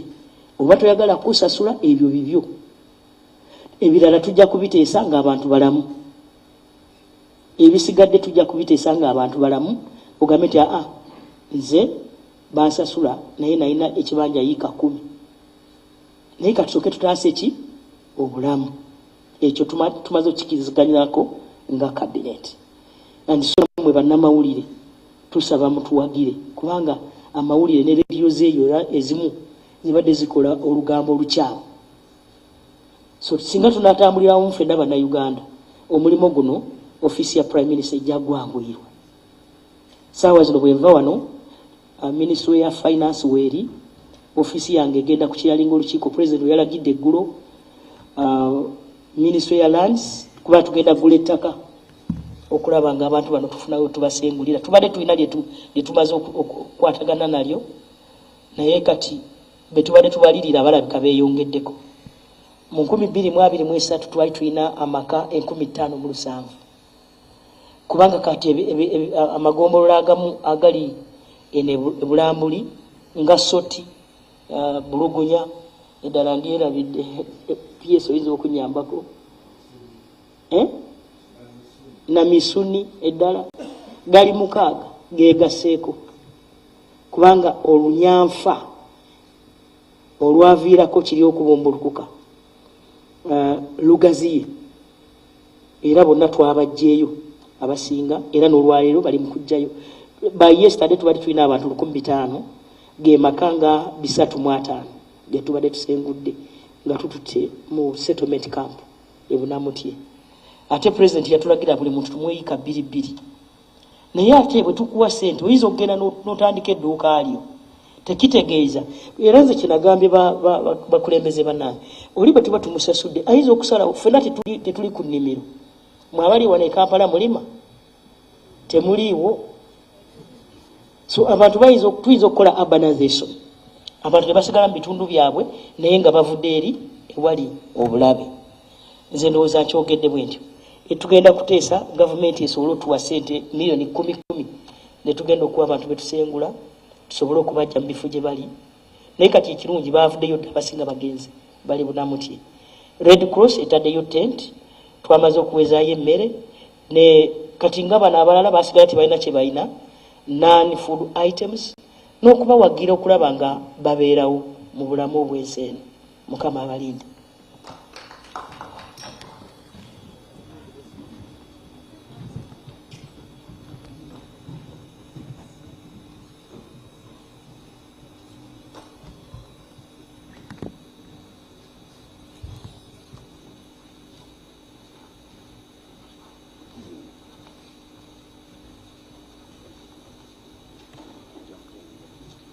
Thank you so much, Right Honourable Prime Minister. I was about to wind up on issues to do with the sub-counties without secondary schools and the parishes without primary schools. So the number of sub-counties in this country is 2,076, but out of those, 388 don't have secondary schools. Then the number of parishes in total are 10,594, but 681 don't have primary schools. So that's something we still have to take on as government. But the challenge we have always had, whenever we are moving near the election cycle, people come up to say, want to split our villages, want more parishes, want more sub-counties. And once anything new is created, they all have to fit in that system, so it becomes a date with government. Then we also have the question that was asked, that how much does it require us to be able to roll out fully the monitoring and evaluation web-based system. So I've been informed by the PS that completing the pending functionality, we need 1,632,000,000. Then central government, local government, and secretariat training, we need 1,041,000,000. Then equipment, that is hardware and software, we need 67 million shillings, 670 million shillings. Then resource enhancement and accountability program support team, we need 1,144,000,000 shillings, which comes to 4,844,000,000 shillings. I think the issues to do with the disaster, I think the Prime Minister has been so elaborate on the issue, and I should say I've done what I was supposed to do.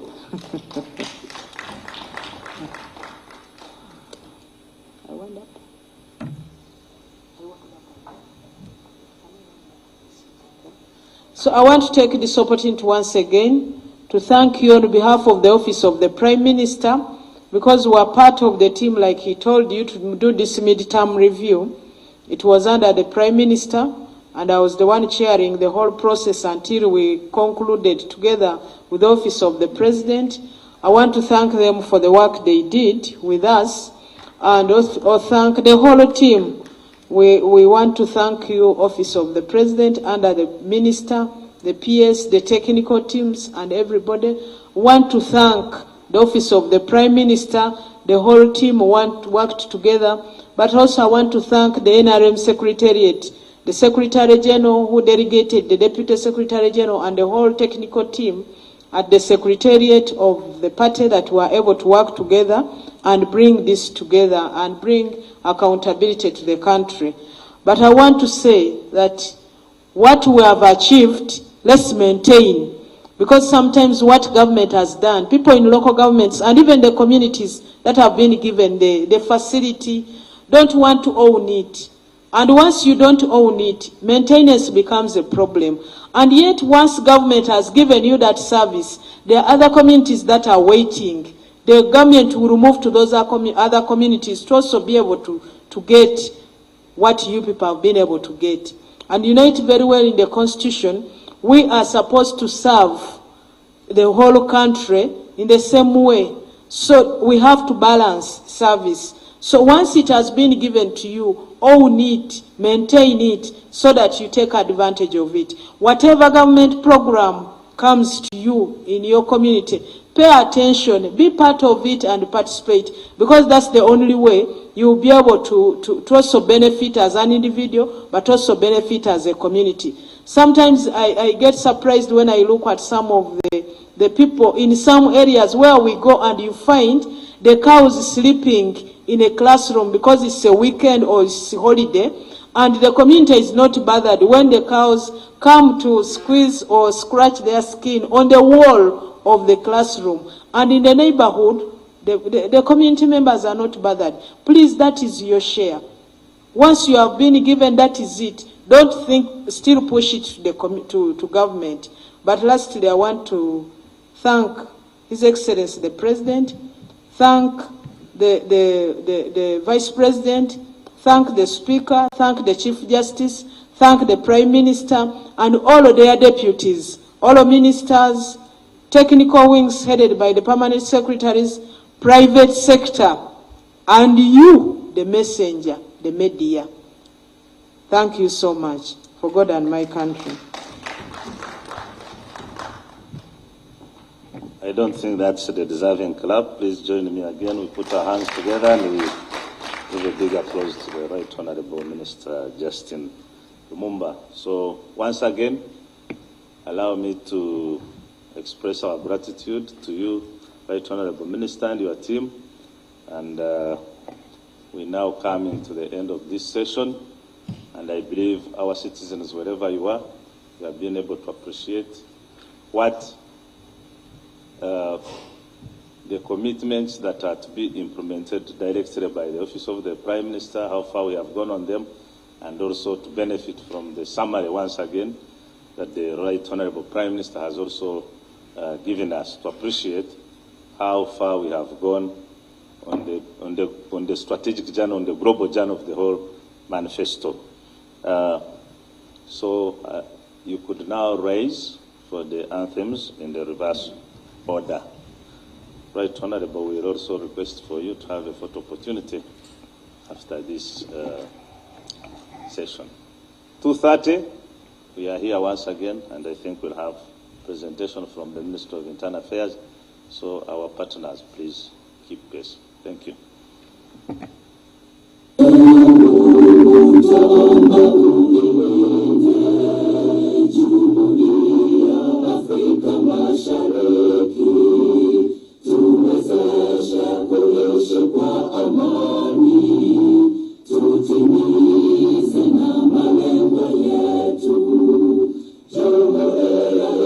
Sote tumilinde